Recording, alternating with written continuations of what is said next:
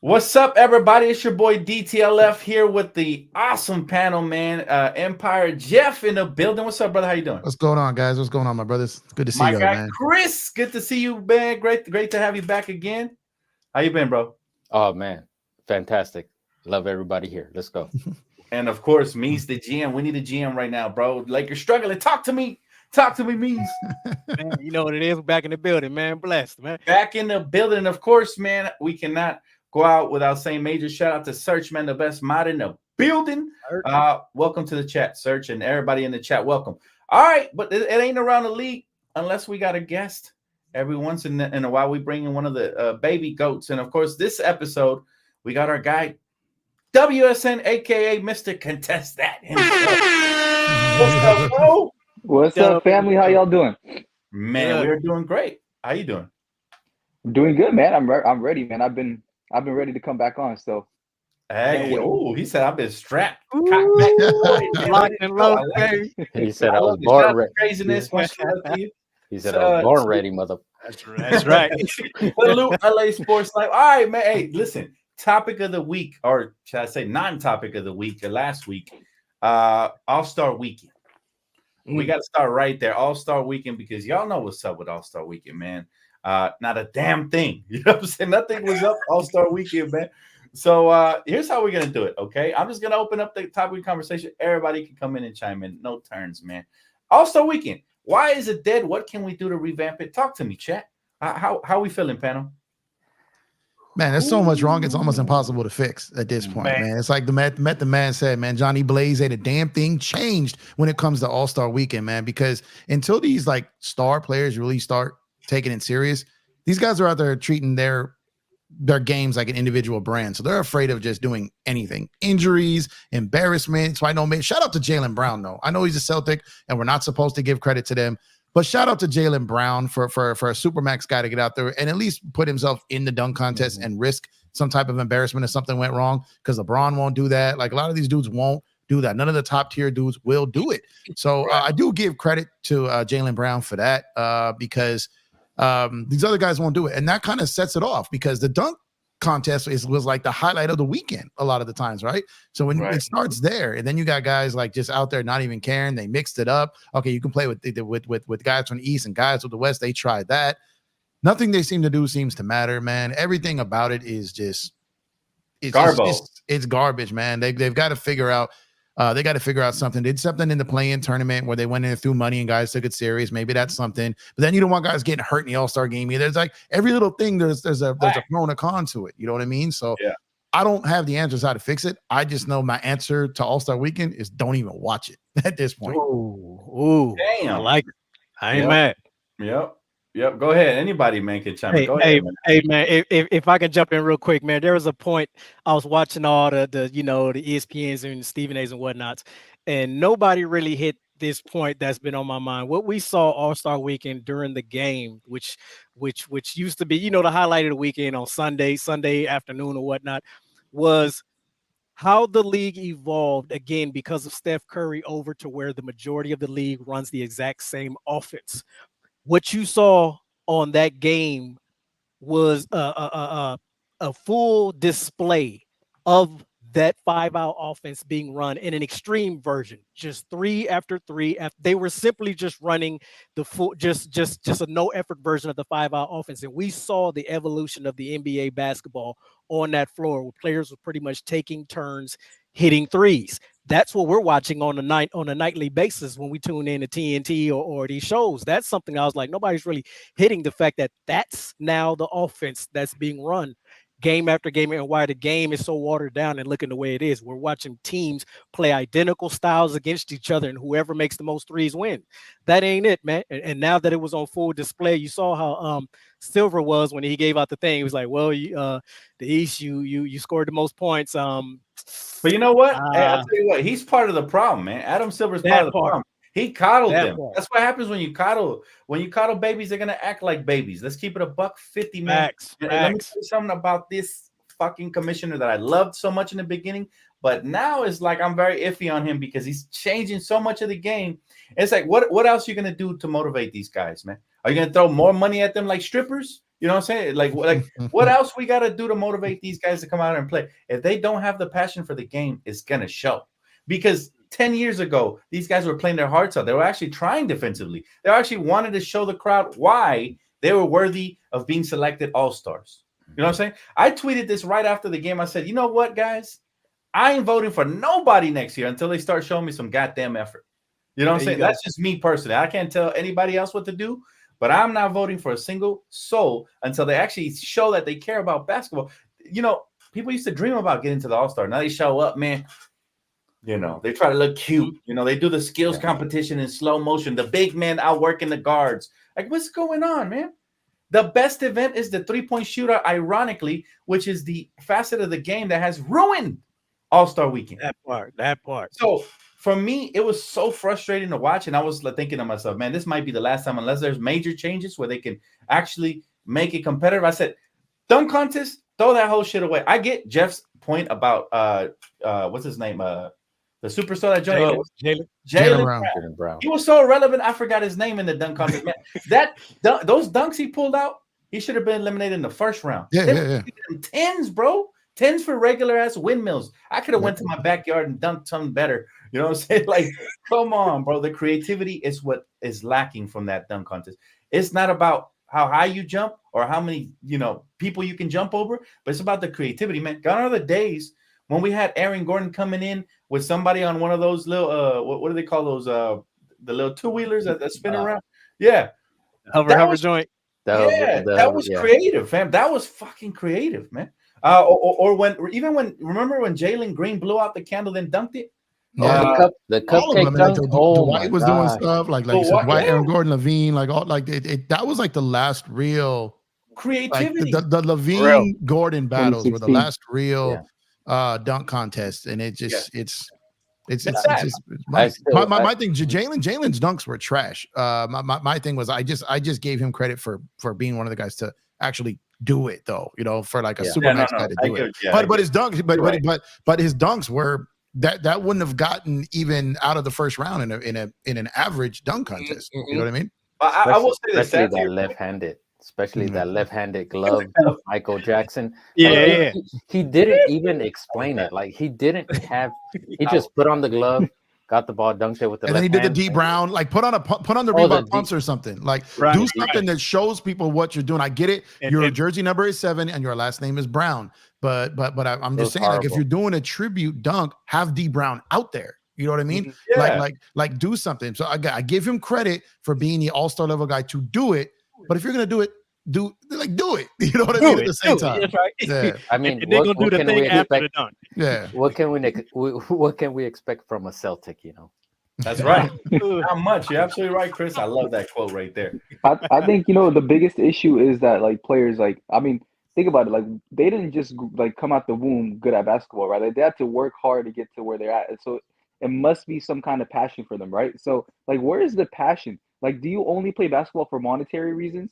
Like, do you really need incentives for everything that you do? You already get paid a shit ton amount of money. Like, I don't know what's going on with the NBA. Ever since 2017 or 2018, when they changed their jerseys from, I think, Adidas to Nike, right? And all that stuff happened, bro. I don't know. Ever since that time, NBA players have been different. They talk about injuries, as if basketball has been played for many years before that. As if the All-Star game hasn't been played every year before that. Like, what is your excuse? I hear them complaining about that 65-game rule, right?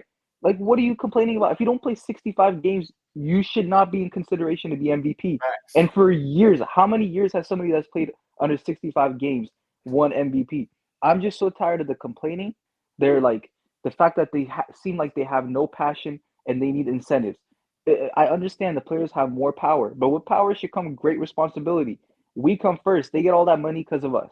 Without the fans, you're not making money. And if you can't come out and play a game in the All-Star game, we're not telling you to play like it's the NBA Finals, but at least give it some kind of effort. Try to win the game. So I'm so tired of incentives. They don't need no incentives. Go out there and play. It's part of your contract. Come on, absolutely, young buck. Let me hit him. Yeah, that's my dog. And that's the future generation telling his own generation to fucking man up and play basketball. That's it. But at the end of the day, I'll say this, man. It was very discouraging. I do not let my nephew watch All-Star weekend because they're gonna think that's how you play basketball. Just run up back and forth and jack up threes. Yeah. I don't even let my puppy watch that stuff, man. Forget that, man. I don't want his brain scrambled either. You know what I mean? But can I ask one question? Because I think Stephen A. Smith brought up well, I don't know if he brought up a point or it was kind of a rant or who he was pointing the finger at. He blames LeBron James for this. I'm curious to see where you gentlemen stand on this because as far as LeBron, he said that LeBron James is so. And this is Stephen A. Smith's quote. This is not mine. So I'm catching a little Bron heat lately. But what I'm saying is that this is Stephen A. Smith's quote saying that that he solely blames LeBron James for wrecking the dunk contest because by him not ever doing it at least once, like every other face of the league has done at least once, that it made everyone else other than him say, well, if he's not doing it, I'm not doing it. Because typically what Bron does, others follow. He's a trendsetter. I'm curious to see what you guys think on the fact that because Bron never put himself out there to face a loss in the dunk contest, which I don't see how he would have lost if he gave it the effort, right? But the fact that Bron never took part in a dunk contest, that Stephen A. Smith says that he is sole responsible for destroying the dunk contest. What do you guys think? I blame three people, man. This is my take on it. I blame three people. All right. The father, the son. No, no, but I blame three people for real. Number one, the commissioner, because from the moment he came in, he gave the players everything they wanted and coddled the shit out of them, meaning, you know, what they say went. They were the letter of the law. He empowered them even further than they already were. As a result, they get away with murder and, you know, saying there's no repercussions for this stuff. We still got like Miles Bridges in the league right now. You know what I'm saying? He didn't beat up his babies and shit, you know what I'm saying? And he's still in there. So, you know, that's a big problem for me right there. Adam Silver does not hold players accountable. He holds fans accountable, right? Like people, I see fans getting kicked out left and right. You know what I'm saying? If a player just points that way, he's getting kicked out. He might have pointed at me, and I was like, what the fuck did I do? I'm getting kicked out. You know what I'm saying? But that's a big issue for me. The commissioner, we love what he did coming in, but then he overdid it. Let's be honest, right? Issue number two, and the second person I blame, yes, LeBron does take some fault because, like you said, he's a trendsetter. You know what I'm saying? He is King James, and he didn't keep the legacy going. He didn't carry the game forward in a sense that Kobe Bryant did it, Michael Jordan did it, LeBron didn't. You know what I'm saying? And you're talking about one of the highest flyers out there. You know how glorious it would have been for his campaign to see him out there in posters, high flying, you know, for his history. Like, you can't say that LeBron did that. That's tough. You know what I'm saying? Even if he jumped over a Kia like Blake Griffin, anything he would have did would have just been so iconic because it's LeBron James. So in that sense, I do blame him to that degree. And the third person I blame, right? The third person I blame for forever ruining the dunk contest is that cheeky motherfucker Dwayne Wade. That cheeky motherfucker Dwayne Wade. With the earpiece like right around here. He rigged it, man, and he robbed Aaron Gordon twice. And true. You know what I'm saying? Ever since then, people was like, why should we go to the dunk contest? And, you know, we're training and all of that. So those are the three people I blame for ruining the point. That's my take on that. Go ahead. Anybody. Good point. Yeah, I mean, I agree. Listen, I agree with Dan, man. I think 2016, after that dunk or I think 2017. Was it 2017? Right? The year where I think Dwayne Wade gave him like a 9. Yeah, it was around there. Yeah, around that time, I think everybody was. Yeah, like everybody was fed up after that. I think everybody was like, okay, what's the point of us joining if you guys aren't even gonna have judges that are capable of like giving out the right score, right? I remember one year they had like Common and like DJ Khaled and all these people that don't know anything about the dunk contest. So like, I understand the NBA's job is to be like lucrative, right? Like I understand, but at the same time, like, you know, like. Just because, like, you can't have a bunch of celebrities that don't know anything about basketball. And Dwayne Wade, you'd expect for him to know a lot about basketball. But he made a big mistake, man. And NBA players, man, they have all the excuses in the world, let alone if you actually give him one. Like, you're actually giving him an excuse not to be a part of it. In terms of LeBron James, do I blame him? I don't know, because he's really just a power dunker. If you see, like, with LeBron, man, he has, like, the same dunk every single time. And I think he's just afraid to admit that he's just a power dunker. He's just afraid to admit it.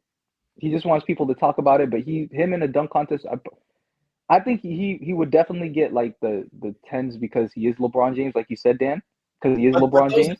Those high flying moves in slow motion, you know what I'm saying? Like I would give him ideas. Like, bro, jump over a Ferrari. And the power dunks get high balls. When you do something smooth and finish with power, He should hire me. I give him all the ideas. Throw it off the backboard and jump over Ferrari, clock it back. Same clock back. Jump over different shit, you know? Jump over Savannah the next one. You know what I'm saying? Like, just, you know what I'm saying? You know, it'd be the greatest dunk in dunk contest history if he bought just Skip Bayless over there and just dunked on his ass. Ooh, like, you know what that would do? You know what I mean? Like, it's so easy to be creative with this stuff, right? Like, if he just did that, out of Skip Bayless, both of them, even though it's real Skip, because it'd be great for both of their careers, right? Because to get out there at Bronco, like, you talked all this trash, now you're gonna catch this teabag and I'm gonna get this 10, right? Like, and that's would have been like that alone would have won the dunk contest. That's what I'm saying. It's that easy just to get out there and do it. Bro, for me, he could have put out a cutout of Skip Bayless, kicked it, did a cartwheel.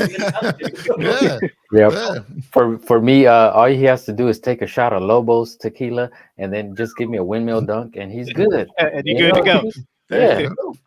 There you go, man. This is LeBron. He did mess up by not joining. I mean, it's not going to impact his legacy in any way. No. It did hurt the dunk contest in one way, you know. And then there was that rumor, guys, that came out that Vince Carter, Kobe Bryant, and LeBron were all invited to be in a single dunk contest. That would have been the single most greatest dunk contest of all time. Whoever rejected that offer is a straight up bitch. And I was like, I'm just playing. I'm joking. And Kobe would have been amazing. I'm sure everybody has seen the commercials where he just like I'm damn sure it wasn't Kobe that rejected that. That's all I'm gonna say. It wasn't Kobe. He never rejected any competition. You know? Those all those dunks he did in the commercials were amazing. I would have loved to see him dunk over a swimming pool of snakes in the on the actual court. Yeah, that would have been amazing. The Aston Martin. Yeah, that too. Oh my gosh. Yeah. Man.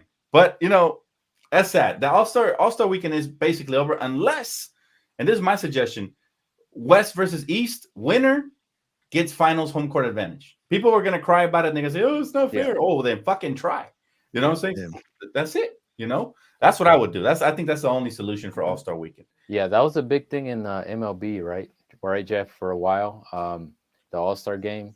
Some guys or some teams didn't like it. Other teams did, but yeah, it was a big deal. The problem with the MLB one, and it is all the dudes who had something to actually play for were on the bench at that point of the game. You get what I mean? So it was like it was always the guys like the third or fourth tier guys who were playing for nothing that were deciding the World Series. Like, and it was like, okay, yeah, we can't do this. NBA is a little different because the star players finish the games. And baseball, once you go out, you can't come back in, right? Yeah. But in NBA, you can. So it's like it's a little bit different. So yeah, they're like I said, there's pros and cons to everything. That's one rule that I've never loved about MLB. Well, baseball fans don't like any change, bro. Let's be honest. He said baseball. Yeah, the old school ones don't. The old school ones do not. Not at all. Not at all. I mean, that's you know something. All right, let's switch it up a little bit. LeBron James chimed in on Bronny's critics in mock draft placing, guys. Apparently, Bronny fell out of the mock draft. No surprise here, guys. We've been saying it for weeks that he wasn't an NBA prospect unless somebody was trying to land LeBron. He said, "Can y'all please let the kid be? Let the kid enjoy college basketball." And I quote, the tweet has since been deleted though. All right. What are you guys' thoughts on this whole situation, man? Let me go for a second here, guys. Hey, talk your mess, hold on. He said to let this guy basically leave him alone. That's essentially what he said, right? Yeah. Okay. So LeBron James, if you want your son to be left alone, stop bringing up your damn son. Stop bringing up your damn son. You want your son to be left alone? Stop saying that Bronny James can come and play for this Laker team right now. Stop saying that. You want your son to be left alone? Stop saying that it's your dream and goal to play with him. You want your son to be left alone? Then stop mentioning your son every time there's a camera in your face to try to big up your son. You want your son to be left alone? Then stop using your agent and stop trying to press and sweat the Lakers to draft your son. If you want your son left alone, look in the mirror, my guy. You're the one that keeps dragging him into this mess. Leave your own son alone. Let him be his own young man. Let him build his legacy. Let him do his thing. Because at the end of the day, all you're doing is putting a bigger target on him. Shout out to LeVar Ball for no reason. For no reason. Let the kid go out there and play his way and earn his way. But outside of that, if you don't want him brought up, stop bringing him up. The thing, that's great. That's a great thing right there. Yeah. Banger. But listen, hit that one more time. Hit that one time, Jeff. You need that. That's perfect. That's perfectly said. But I will add to that, and I will say this: his son isn't being scrutinized any worse than any other prospect in the draft. right? The only difference is that he's got a spotlight, like you said, that his dad has casted on him. And he also has a spotlight just because he is a James family member, right? Now, he can go on, like they say, like he said, he can go on about his life and do anything he wants. At the end of the day, it's like Jeffrey Jordan and all the young kids, right? They were all judged by a different, I guess you could say, scale, because they were just the sons of one of the GOATs, right? So when that happens, it comes with the territory. If anything, he shouldn't have said nothing. I'm glad he deleted his tweet, although he should have never put it out. And he should just go to his son and be like, don't worry about it, son. This comes with the territory. You know what I'm saying? Like, criticism, you deal with it. He said, Bronny's going to deal with it on the court. And then he also addressed the future youth by saying, you know what I'm saying, like basically the critics have no bearing on anything they do in their career. But the bottom line is this. If you're addressing it, it bothers you. You know what I mean? It bothers you if you're addressing it. And if it bothers you, then you should stay out of it, because if you want like Jeff said, just to add to what he said, if you want the young man to fight his own battles, and don't fight him for him, you know what I mean? Let him be his own man. You're chiming in and all that. But yeah, he did delete his tweet, so I will give him credit for that, but he should have never put it out. And it kind of looks worse that he deleted it, because it looked like he's backpedaling, and maybe it looks like his son hit him up like, Dad, like, what you doing? The fuck, Dad? It's one of those moments. So yeah. Do you guys remember a few games ago? I don't know exactly how many games ago, where they were interviewing LeBron after the game, and he's just like, "Oh, I'm looking at the TV because I'm looking at my son." It's like, come on, that just answer the questions. You can still watch your son, but again, like Jeff said, you keep bringing up your son. It's like drama, right? It's like he was trying to make it like, oh yeah, there you go, Bronny, hit it to him. I'm like, everything this guy does is just straight up drama. Like, I love calculated Bronny. Calculated drama. I personally love Bronny. I think LeBron James has done an exceptional job as a father. I'm gonna start off with this. He's a great father. Bronny's a great kid. Bryce, Zuri, I love all three of them. Amazing kids. The issue is, like Jeff said too, right? If you're gonna say he's better than, I don't know, most of G League players, if you're going to say he could play on the Lakers right now, you're going to say all that stuff, and you're going to be pissed off because of a mock draft. Like, I'm not going to lie to you, the media hasn't even been that hard on him, right? Like, Stephen A. Smith doesn't say anything. Says, let's give him time. Skip Bayless, as much as he hates LeBron, has not been bashing on him or anything. Nobody said anything yet.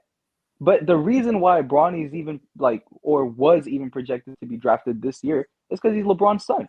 You put the pressure on him when you named him LeBron James Jr. That's when the pressure started. You were already LeBron James, and you gave him that name. That's when the pressure started. So I don't understand what LeBron James is talking about. That tweet makes no sense. If he's about to be in the NBA, let us scrutinize him as much as we want, and let him deal with that. Your son is not 17 anymore. He's like 19 now. Well, I'm not gonna say he's a grown man, but he is an adult now. So let him deal with it as he wants. As Dan said, he probably called him up and told him, Dad, let me deal with this. Don't tweet for me. Don't write for me. That's what it looked like, right? After he deletes his tweet, it looks like his son put him on blast. Like, nah, bro, what the fuck? You made me look soft just now.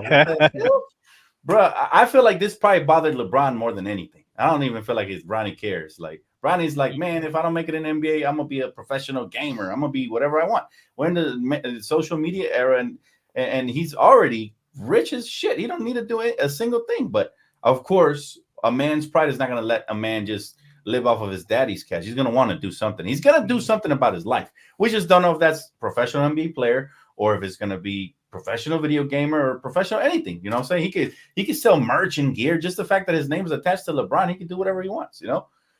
So nobody's worried about your son. I'll tell you that, LeBron. I cheer for the youth. I hope he does good in life, whatever he does. Me too. You know? Me too. I'm rooting for the kid. I'm rooting for the kid. Because I'm rooting for the kid because I feel like his dad is the one that's doing enough to hold him back. And while there's teams out there that said, I'll tell you right now, not every team would look forward to draft Bronny just to get LeBron. Some of them don't want what comes with it. You know what I mean? And so it's getting to a point where some teams may just look away from him because of that. So the mock draft, I'm convinced on that. So if you're teaching this kid to not have any type of thick skin, what happens when he gets covered by imagine if this guy goes to the Knicks and that New York media gets a hold of him. Like, you know what I mean? Like you're teaching him to have no type of thick skin, that no one can say anything bad about him. Well, that's not the way it goes, especially because, like you said, like WSN said, he's named after you. So when he comes up there, the one just sitting back chilling is Bryce. He's like, oh man, this is cool, Dad. Don't talk about me. Don't talk about me. Bryce, yep. You know what I mean? Cool. So it's like, but it's just, I don't know what it is, man. I think LeBron, I think he's feeling the heat of it now because he's talked about it so much for so many years. And then we saw what the kid looked like on the court. And I feel, I don't want to use the word panic, but I think Bron is like, okay, I kind of overhyped him a little. He's kind of hurting the brand now. I've got to like, you know what I mean? Everything is about the damn brand. And it's like, this is your son. And what WSN says, from everything I've ever saw, read, anything I've ever seen about LeBron, Savannah, any of them, fantastic parents. Fantastic. But fantastic parents can still be like soccer mom and soccer dads, even when they're professional, because the father kicks in, right? Or the mother kicks in, right? And they're overprotective, or they just want so much for him. There's more kids on that team that could use the future more than Bronny can. So not only are you forcing him on a team, but you could be potentially taking their career away from another young man at the end of the day. Yep. So the nepotism thing is also kind of a little bit of a problem. You know what I mean? Look, so, I always saw people say Bronny's gonna be him. He's gonna be this, that. The only people that are saying this are LeBron stans. Let's keep it $150. Those of us that actually watch basketball, I was like, I gotta wait and see some more. I gotta see. I can't really say nothing until I see the kid do something. You know what I'm saying? And on top of that, a lot of prospects can look good in high school, and then you get to college and you either shine or you don't, and then they can look even more amazing in the NBA. Like, let me give you an example: Damian Lillard, Weber State. Ain't nobody know he was gonna be elite like this, right? Until he got to the NBA. So some. In all fairness, some games are predicated better around the open floor and spacing of the NBA. Still, regardless, history will tell us that 10 times out of 10, a superstar's son is not going to be good in the NBA. Might not even make it. All right. Yeah. History will tell us that. We didn't see it over and over. We've seen it with Michael Jordan, right? And actually, some of the regular role players like Del Curry, you know what I'm saying, their children end up actually becoming something. Because why? Maybe because role players aren't as cocky and they just focus on the fundamentals and worrying hard. The little nuances of the game. They teach that to the children because there's, figured, hey, if I could teach him this, maybe he could play a role. Versus not as entitled. Versus a superstar son. Exactly. You get handed the stars of the moon from the moment you're born, and now you don't feel like you have to work as hard. That's just the truth. That's just the truth of the reality, right? It's like spoiling your children. They're not going to want to lift the finger. So I'm not saying that I don't know Bronny personally. For all we know, he could be the hardest worker ever. But, man, he's always going to have that LeBron James shadow cast on top of him, period. And his dad got to get used to that because especially if he's going to make it to the big leagues, like Jeff said, like everybody said, man, it's going to come a lot, like 2 times as hard, 3 times as hard, right? So, and I have a quick story about that. So there it is. And I'll make it quick. There's a time where, I had to finally step up to my dad and be like, I'm going to do my own thing in life. I can't do what you want me to do, right? There's a time for every son to do that with their father if the opportunity happens. So I had that opportunity and, I literally sat and talked with my dad and I explained to him, I can't do what you want me to do, but I'm going to do what I love to do. And I'm going to make that a career. So that's, maybe they had that talk or maybe that talk between them two is going to happen where just like you guys said, where it's going to kind of separate them two for maybe a minute. And then, once Bronny is out there or in the NBA, and he feels comfortable enough, and then they could come together. But I do feel that everybody has that one step where they have to take to lead your own life, right? You can't do what your parents are telling you or what your friends are telling you. You're gonna do what makes you happy and what satisfies you in life. So I had that opportunity. I was able to do that, and I expect it from my son too. Because I tell him certain things like, "Hey, you gotta find something you love, right? Find something you love." You can do the rest of your life and maybe get paid from it or create your own business from it. So that also comes into play. So maybe they'll have that talk later or they've already had that talk like you guys are saying. Yeah. And LeBron fans, this is not a critique on LeBron's parenting whatsoever. We think no. He's great. Yeah. I think he's a great guy. He's done a tremendous job. Matter of fact, from all the like celebrity kids and athletes kids, That's got to be one of the most perfect families I've seen. There's so much good that LeBron James does. There's so much good, including on and off the basketball court in so many different ways. I could do an entire podcast season breaking down all of the great things that LeBron James does. However, LeBron James is human, so he is not perfect. Contrary to what Bron thoughts will tell you, he is not perfect. He's not. And all right. So at the end of the day, like there are things that he does, and if you guys did catch it, like this has already happened, because when LeBron first did this around when this was all coming out the first time around, Bron, when the All-Star game was in Cleveland, and Bron was already like letting it try to get out there to pressure the Lakers that he wasn't going to extend. He was going back to Cleveland. Remember when that was coming up? And then all of a sudden, then it was wherever Bronny gets drafted is where he was going, and then that got front page. But then when he came back a couple weeks later and was like, well, that just because that's a dream of mine doesn't mean that it's a dream of his. That maybe just being on the same court, even if I'm playing against him. And I took that as Bronny was like, Dad, like, you know what I mean? Like let me carve my own way type of thing. Like I don't want people to think that you're for it. Like that's how I took that, right? And he kind of left it alone for a while again. But again, here it comes again as he's approaching free agency potentially again. And then you start hearing this stuff. It's flat out of LeBron James playbook, right? But luckily, I speak it well. You know what I mean? I can see through this, and that's why it's no secret. You'll see this, and then you'll see this leak, and then it's okay. Now he wants an extension. All these things leaks are all about he is a brilliant mastermind and one of the best I've ever seen at how to stay relevant and how to stay front page and how to keep himself at the top of the trending topics for every sports show out there, including ours, right? Because he's brilliant at that. And there's nothing wrong with that. There's nothing wrong with keeping yourself relevant in year 21 at age 39, and you'll probably stay relevant till year 45. But at the end of the day, stop complaining about people bringing up your son when you're the one bringing up your son more than anyone else. That's my point. Facts. Yep. And talk about, I think this is a perfect segue to talk about the next topic, guys. Imperfection. And that is this damn Clipper logo right here, fam. This motherfucking thing right here. Hey, listen, man. I don't know why they supposedly got a target on their ship. Maybe because they never get one. I don't know, man. But this is pretty ugly right here, man. And let's talk about this logo for a quick minute. What in the hell made these Seattle Clippers think that this was the logo? Listen, this has Seattle written all over it if I've ever seen it. They're looking like the Mariners logo. It's like, are they giving us a hint that they're looking to move? This looks like a Redondo Beach yacht rental logo. Like, I don't know what. I didn't like their old one. Like I get what they're. I get it. This is more of a Clipper than what the other is. I get what it is, but Search and Destroy. Oh my God, it's Titanic. Oh wow. Oh my God. No, it's about the same, right? Listen, we gotta put that on a shirt. This to me looks like a giant toilet bowl with a submarine that just got dumped in there, bro. Nah, man. If someone puts Jack and Rose on the front of that boat, I'm dying, bro. Oh my God. My goodness, this got to be the ugliest logo I've ever seen. I'm serious. This is lollipop. This is like some high school shit, bro. Yeah. Like, come on, man. They should have hired my guy Chris, bro. They should have hired my guy Chris. No, an atrocity. They could pay me $1 million. I still wouldn't take the job. I know you would say that. So that's how loyal I am. I bleed purple and gold. Right. So, but no, look. I'm looking at it right now. It's gross.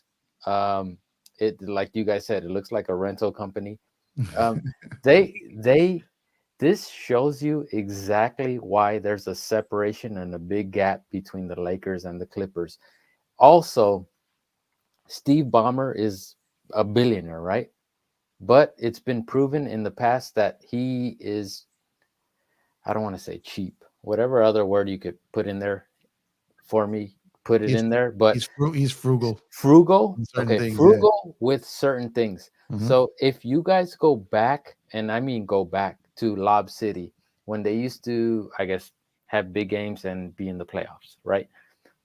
They would have these giveaway shirts, right? Those giveaway shirts were completely garbage. They were designed by like dudes in Manhattan Beach garage and then printed out by the thousands. So he hasn't had the best record of hiring the best and greatest artists out there, or at least in California. He's had a track record of just, getting shit out there. And this to me looks like something. Yeah, this looks like something. Horrible. Yep. Bro. They just hired somebody and be like, hey, we need to have a logo by, what was today's date? by the 25th. Yeah. He was For me, this looks like the last logo was a beach volleyball. This one's a golf ball, man, with a damn thing on it, bro. Like, they do look country club. They do look country club. You know what I'm saying? Like why don't they? Don't they understand they're a basketball team? You see all the logos around the NBA, and they scream NBA. This right here screams not even WM. This just screams. It just is so damn, like you said, country club, bro. It's a Clipper logo. It's a Clipper this logo. This looks like trust fund baby. Like, yeah. Like I don't know. It's so bad. If you guys have to blame somebody, it's on Bomber or whoever his like second. I'm dead serious about this. Go back and check some of their playoff and giveaway T-shirts. They're horrible. I've seen them. And my sister went to a playoff game and brought one back home, and I told her burn it immediately. It's horrible. It's horrible. It was against the Rockets when Blake was there in CP3, but they have blown 3-1 lead. Yep, series. Exactly. And I told her thank you for going to that, but they do have a track record of not getting the greatest or best people to do their artwork. Anyways. It shows you the gap between the Lakers and the Clippers. That immediately, just put the logos side by side.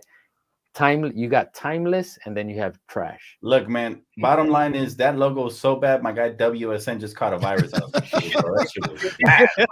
Hey, man, he took down his cell phone tower. Is that bad? He took one for. There he is. He's bad. That is Steve Ballmer. He listening. Yeah, it was that bad, Dub. Listen, anytime something comes on my phone, it like I click end and it kicks me out. I always have to come back in. He tried to remove the logo from the screen and he booted That's himself what it was. out. Like, oh, he removed it. Oh, he removed it good. The screen, like a scratcher. It was burning his retinas. It was burning the retinas. But all right, let's talk about Victor Wembanyama, y'all, because I got to see him play recently, and the kid is a phenom. Okay, we already knew that. Everybody knew that. But he's been playing like a beast recently. Apparently, he's averaging more blocks than like 6 NBA teams put together. Yeah. In the last month or so. If there were any questions about him being Rookie of the Year, I don't think we have a question anymore. Now, if you're the Spurs, what type of superstar would you pair him up with around the NBA? Like, who's an ideal piece that you look at and you're like, him, Luka. like who? Give me one. Give me one. Luka the Don. Luka or Ant. Just get any of those two with him. Just a guy with the ball in their hands like that. But him and Luka, oh my God, like that would. Luka, man. Him and Luka. Yeah, him and Luka would be. Shout out to my guys over at We Talk Matters. I tell them you better pray every single night when you go to bed at night that you guys don't piss him off so much and he still wants to stay in Texas and he goes over there because. If that y'all mess this up, man, Spurs are gonna have money for some years to come, man, and there's gonna be guys lining up to play with him. I think so too. And Luka is gonna be, because you think about it, like it's gonna have to be someone who can dribble the ball, shoot, like it's gonna be like a guy can help him create out there, and like so Luka or Ant would be my two guys. Luka 1, Ant 2 for that, but those are great. Those are great picks. Can't go wrong either one. Anybody else got one? No, man, really. I just love seeing with an elite level guard. Personally, I don't even think it has to be a bona fide superstar, but like, who's my man in Indiana, Tyrese Halliburton, just an elite level guard that like Jeff said, that can shoot, pass, get you about 10, 12 assists. Upper level of a Tony Parker over there, and where your mom is gonna be an absolute nightmare in these streets, man. Just get us somebody that can get you a couple of these, man. He'll be nice. Yeah, man. Oh, go. I don't want to say another name. I'll wait till everyone speaks. Gillius Alexander with this guy, man. Just because the way he navigates those pick and rolls, man, the way he comes off of those screens, and he can just score. Can you imagine like the pick your poison when Wembanyama or Shea? That's a nightmare scenario for the league right there, bro. Like that would be like. I think anyone in like 5 guys you could say like if you got any of those, the league is in trouble. Shea. Like incredible. Like Ant, Luka. Like man, imagine like De'Aaron Fox with him with his speed. Like oh my God, like there's just so many like. Oh my God, it's scary, bro. It's scary. I'm still mad it was the Spurs who drafted him and not a team like the Knicks or a team where like could have really shined his star. But I think he's gonna elevate that franchise regardless of wherever he would have. Yeah. That's how good he is. Yeah, I would love to see him in New York. Yeah, and you can see that. sometimes they just don't give him the ball. I don't know if it's like decoy. I don't understand it. The guy's the tallest guy on the court. He doesn't need to jump to score for you.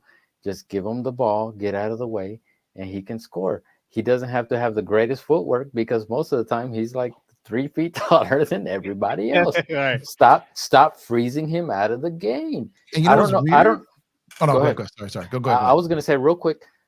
I don't know if it's like a Popovich thing, if it's a Spurs thing, or they just don't want him to get big and too big for maybe the franchise. Because all three.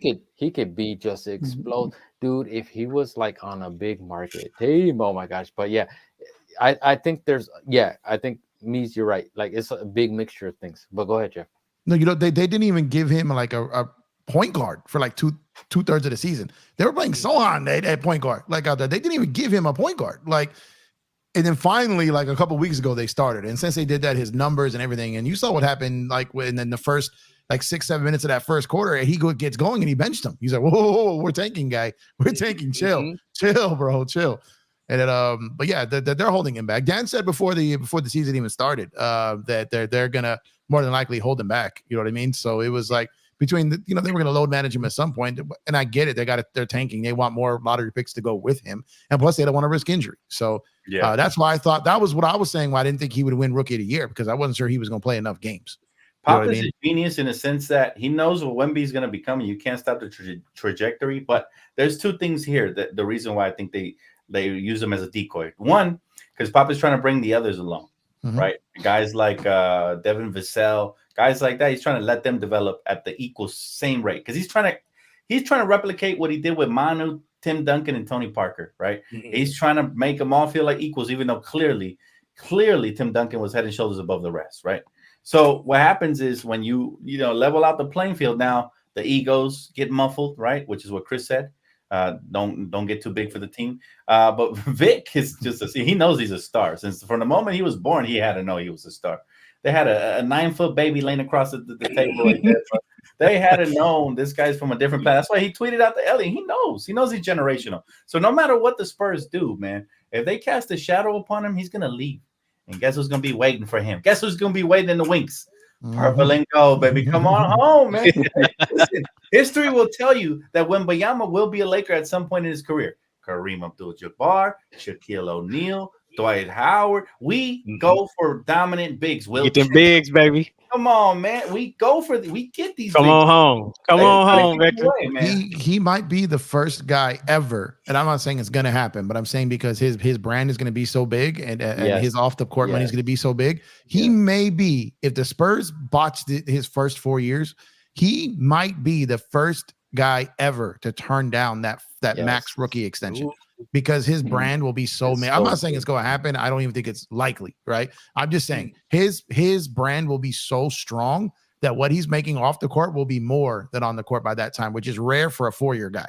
So he may be the first guy to turn down the money from the. Usually it's always at year 7. You get that first bag, you take care of your family, and then you dip. We've never seen someone pass the first major bag, pass it up. And if the Spurs don't, or for some reason he doesn't like it, if he goes all Kawhi on them and they do something to him that he doesn't like they did with Kawhi, he could be the first to ever do it in that sense. Lakers better have the money. That's all I'm gonna say. Come on, home. They definitely won't trade him. They definitely won't trade him to us. So it's gonna have to be. I think they dump everything under the sun. Every single team in the league, if they got wind that he wants to be there, they trade their mama. Like they'd get everyone out of there at that point. Oh, yeah. Facts. I got an apology to make to Wemby, though. I'm not gonna lie to you guys. I got an apology to make. Listen, I said so. You see a 7'6" guy walk in. What's the first thing that's gonna be on your mind when they tell you, is he gonna be good? Injuries. You're probably injuries, right? You're gonna be like, is he gonna be healthy, right? Is he gonna be able to play, man? People are just gonna go grab on his leg like they like toddlers and like shake him around, man. Like. So, but he's done such a good job of taking care of his body that he's really in shape. He's really in shape, and because like as an NBA player, your main focus should be being on the court, right? You've seen with Kawhi and you've seen with AD, they focused on getting themselves on the court, and you've seen how different it's been this year, right? So, like the fact that Wembanyama wants to play. He's 19 and he's not making no excuses and he's taking care of his body like he's some older guy. I gotta give him props, man. I gotta apologize to him, man. He has. I know. I don't know. Being a Spurs player, sometimes it's hard to find a Spurs player that's ever gonna be the face of the NBA. But I think that he really does have a chance of being the face of the NBA. He really has a chance. And you leapfrog my next question, which was, who do you guys have being the face of the NBA in 5 years from now? So that's your answer. 5 years from now. I think it's him or Luka. I think it's him or Luka. And if they end up on the same team, oh my God, like I can't even. I think it's Wemby. Man. He's just transcended. Honestly, I think he's still gonna fill out a little bit more. I think he's gonna be like he's gonna end up looking like Kareem type body. That's what I think he's gonna have. I think he's gonna have a Kareem body, which is not too physically imposing, but yet not too slim either. You know what I'm saying? Kareem body, just muscle toned down, and just Kareem was I mean, he was built perfectly, I think, for a big man. So I think he'll be more Kareem than KD for sure. Yeah, like big body style. Yeah, which could help his health. So my thing is basically my thing will always be, because guys that long and those legs and extremities, my thing will always be health. Always. However, but you're right. But if he has more of a Kareem body than a KD body, then that's going to help with his health for sure. Kareem Abdul-Jabbar. Remember, we said it here on Around the League. Kareem Abdul-Jabbar type body coming for him. You'll see him throwing some muscle over the next couple of years, but gradually. They're not going to just throw it all on him, because that's how you get injured. But gradually, he's going to kind of like how Giannis came in, man. He was a young buck. Right. He was extremely skinny, but now look at him. Now, I'm not saying he's going to be like Giannis. No. I was like, Kareem build it seems like the right build for him. And just got to put a little bit more weight, a little bit more muscle over the next course of the next 3 to 4 years. And I think you'll see exactly what he becomes. And he's going to be scary when he does that, because now he can post you up. Now he could, like he's got the fundamentals and the footwork down. That's what I love about that guy. From the moment he came in the league, he never looked like a baby deer in the headlights. He always looked like he knew what he was doing. And that is when you have a generational talent on your hands, right? Because a lot of the times guys get drafted. Let me give you an example. Bobo has talent. I'm not going to call him a bust or a bum or a chum or any of that. But I'll say he's uncoordinated. You know what I'm saying? Like, he lacks what Wemby has. They're almost the same height, but he's lacking the fundamentals of footwork and the touch that Wemby has. The feel for the game isn't the same, right? Where he looks more like a project player, right? Closer to Thon Maker than Wemby. While Wemby's out here looking like, Giannis mixed with Anthony Davis mixed with, KD. Like, he's just looking like a phenom. Yeah. And I think he'll go down as one of the GOATs for sure. He was preparing that for a long time. They did that story on him about basically, even from the point of him learning English, to speak proper English, his meals. He's been doing the proper meal prep since he was a teenager, since like 12, 13 years old. So like, he's been preparing this since he was like 8. So it's like, that's why when you see him, he was already a polished, ready product, because everything that everyone waits to work on till they get to the NBA, that kid was working on it since before he was 10 years old. So, and that's just night and day. And that's why everyone was hell bent on getting him. That's because he was 6'9" at 10. His mom like, look, you ain't gonna be 7 foot just sitting around the house eating up the food, man. Let me stir the pot a little bit right here with this next question. Knowing what we know now about Wemby and looking at him how we look at him now, you turn back the clock and you got 2 potential players to start your franchise with. One hand, Victor Wembanyama. Other hand, LeBron James. Who are you drafting to start your franchise with right now? LeBron James. I'm going LeBron. LeBron. Yeah, I got to see what Wemby does. All the other stuff that they're LeBron, the leadership early on. It's just LeBron was just so. Yeah, I'll take LeBron 10 out of 10. I see Mees over here twisting like the West Side symbol, man. Where were you going? It's tough. I'm trying to remove the history of LeBron and them, and if I'm just looking at paper at the draft at that moment, and not removing their history, I would probably go with Wemby, just thinking I could find another of the strong guy than I can this 7'3" dude. I would probably, for that reason, go with Wemby. I don't think I could ever duplicate this guy. Both in their rookie years, who you going with, Chet? I'm curious, because you know what? I'm on the fence about this. I actually think Wemby's going to be transcendent. I think he's going to be a special talent. I think he's going to be a nightmare in the West Coast for years to come, man. I don't look forward to him filling out his body and becoming that full. No problems. No problems. But we also didn't have to deal with Bron in the West Coast until like year 34, 35, right? So it's like Bron is just Bron was just a different a different type of dude. But what I mean, he's LeBron James. It's not like but Wemby is still going to be. He has a chance to be a top 15 player of all time if he stays healthy. Like the skill set with that size, the range, like the defense, like he has a chance to be top 15 all time if he can stay healthy. Absolutely. Hey, shout out to KD, man. He says salute to y'all. Thank you, brother. We appreciate you, man. Salute, brother. Salute, KD. On my day. Bro. Appreciate you, bro. He's out there in Tampa Bay watching the Yankees after being in Arizona watching the Dodgers. Man, that dude is living a life right now, KD. Shout out to you, bro. Shout out to you, man. Bron with that 40K. You can't go wrong either way. I just had to ask the question because I remember early in the season that was posed, and a lot of stands was like, "Nah, y'all crazy." Blah blah blah. I'm like, I don't think it's not that crazy of a question. It sounds crazy because once already you see all the accolades already for sure, guaranteed. Yeah, everyone's just starting out, so you never fully know. But I don't know, man. I might be willing to take that leap of faith with Wemby because he's that special. But all right, if you have to remove from your mind, and we have to just think about their hype of rookie year and season, then maybe you can change. It's hard to just unlearn everything LeBron has done, right? Yeah. But if the question is, and which was the question, that I can get why Mies is like leaning the way he is. It's impossible to unlearn. For me, Bron's impact, it's too hard. You know what I mean? To do that. That's fair. I mean, there's no wrong answer. Yeah, because I think about a lot of the great plays that he made in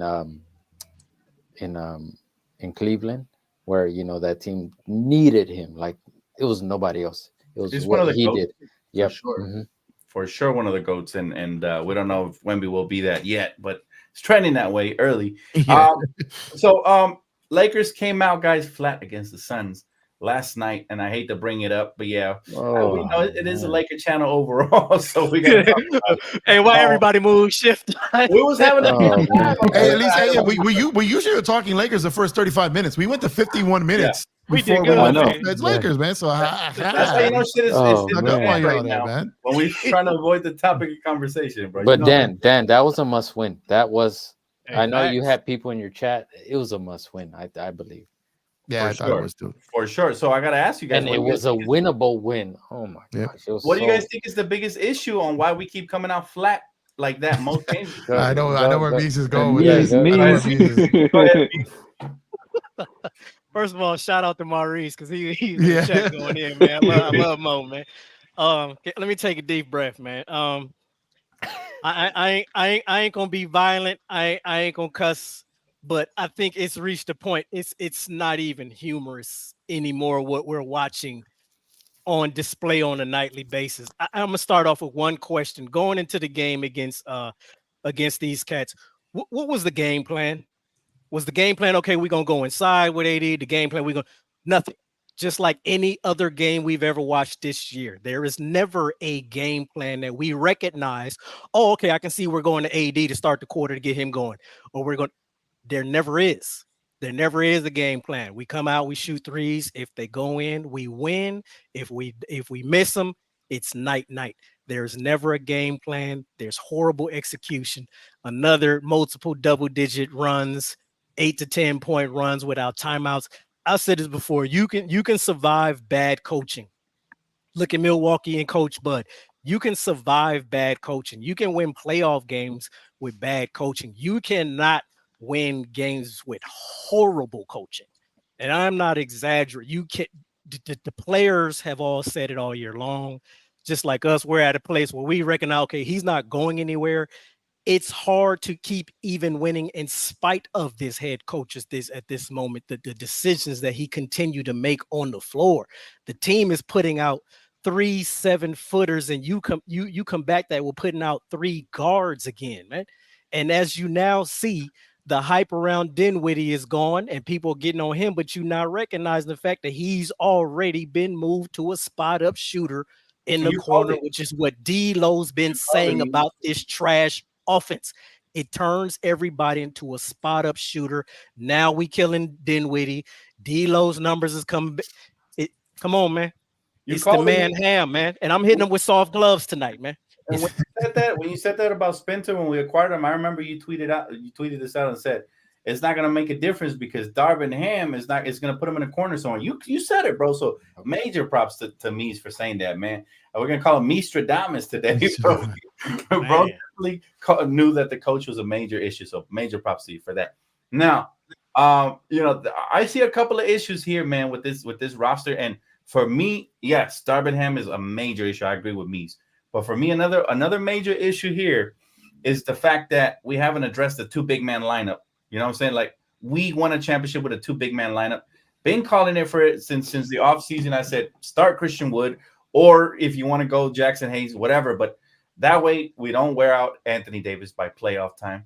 He's still putting up big numbers, but he got killed by Nurk, right? He got killed, and they had like 2 to 3 big man lineups out there. And that's always bothered me because there's only so much AD can do when you're the only big man out there and you got 3 to 4 guards out there with you at the same time. Now I get it. There's injuries. Christian was not in. I understand that completely. That there's things that right now are really hurting the Lakers, mainly injuries. But he still had Jackson Hayes, man. You could have countered with Jackson AD front court. You still had other pieces you could have went to. Max Christie, I thought, was playing good. He got pulled out a little early.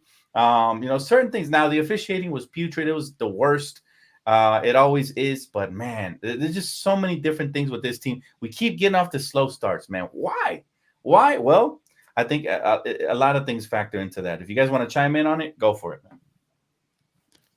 Man, I almost forgot. So I was working the game like Dan was. I was working the game yesterday and completely forgot there was a game. But it looks like the Lakers did too. So like I woke up, I was about to head out to brunch. I was like, wait a minute, why do I feel like I'm supposed to do something today? I feel like that's what how the Lakers addressed yesterday's game too. I'll say this though, while Darvin does not escape blame, I don't blame him for the start of that game because that was our best starting lineup that started. So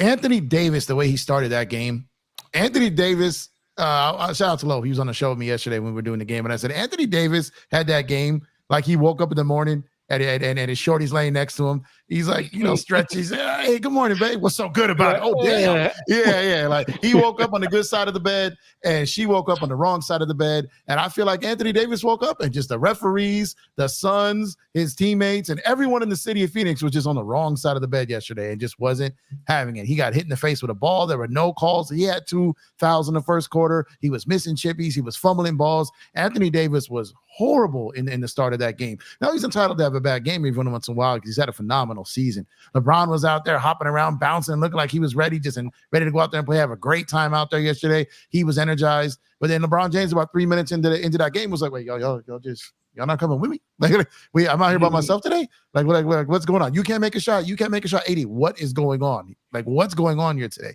It was just one of those starts. Rui just really wasn't. He had a couple of spots, couple of moments there.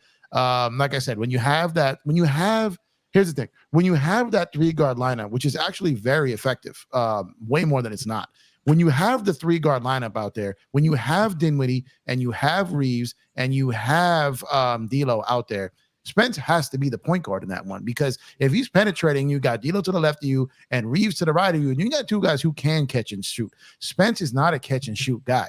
But at the end of the day, that's on the players because I saw like 3 separate times where Spence did the pick, slid to the corner, and went to do the rotation and come up and get the ball again, and Austin looked him off.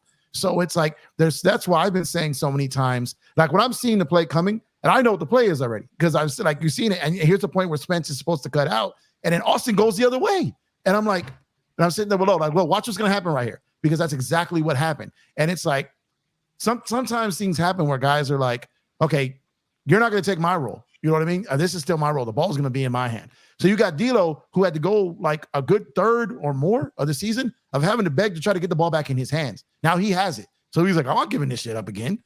And then Reeves, who's like, I'm having a bad game, I'm having a bad stretch. These things all happen within the stretch of a basketball game, right? So it's like, my thing is, but that's where Darvin has to, okay, at this point, if you guys aren't going to let the guy who I have running point in there in this 3-guard lineup, then one of you guys are coming out and I'm putting him directly at the point. Then that's where it's on him. But my point of always saying the players is because I watched 3 separate sets when they're coming out pin downs off the 5 out where the lane is there and they're completely going the opposite way of Spence. And I'm like, what is going on? Like I was watching, Chris, you were on the game the other night too. I called out 4 straight plays, exactly what was going to happen, right? And you could see the players are just like missing assignments left and right on both offense and defense. And the start of that game yesterday, and when they were getting down, they put up those bigs out there, and he went to like I think at one point unless I'm tripping. I think he went to a 4-guard lineup at one point. Unless I'm tripping. Yeah, he did. Okay, yeah. Four. So that is retarded. That is retarded. I don't know what he's doing. Even if you're trying to mix stuff up to light a spark, there's no way that was going to work when they had 9. They were already beating you by 9 offensive rebounds. That wasn't going to work. That's on him. But these little things that these players do within the game that alienate these players to the corner just as much as the coaches do. And that's what I'm saying. These little nuances within a game that is annoying to watch. And that's why I'm always saying these players frustrate me too. Because all of them at times, like you see, like even like there's times where like AD let the start of that game affect him too much, and he was great in the second half, but it was too late. And that's what I'm saying. It's like we can't ever, like I said, LeBron was that dude in his car. He pulled up to the stoplight. Other dude was in a souped up vehicle. He looked over. He revved the engine like, "Oh, we gonna race?" And then Bron took off. We're like, "Oh, you didn't even go?" Like that.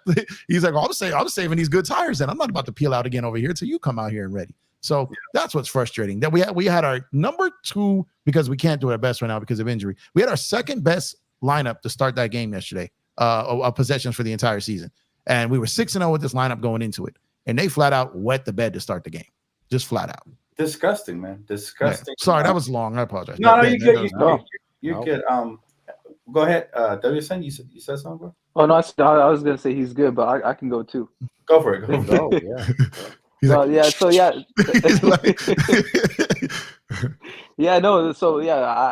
agree with Jeff. There's like a lot of factors that go into it. AD, I'm so big on AD, but he did not have a good game yesterday. And if AD usually always lets like that first quarter kind of affect him. Like he's always like that. Like if he doesn't come out in the first half, he's definitely not coming out in the second half. But he might come out in the first half good, and then he might not come out in the second half. But he's like. So for me, I'd say Nurkic having 7 offensive rebounds compared to our entire team having 3 offensive rebounds is what killed us. That's our issue. So as much as like we can blame like the whole entire team and Darvin, I think AD needed to dominate that matchup with Nurkic. Yeah. That's definitely number 1. Number 2. Sorry, I'll let you go right now. But what is it about AD that he struggles so much with these foreign bigs, man? He been, I mean, in AD's defense, he been saying, I'm not a 5, man. I'm not a 5. Yeah, he has been saying that. Hang with those dudes. He's been saying this from jump.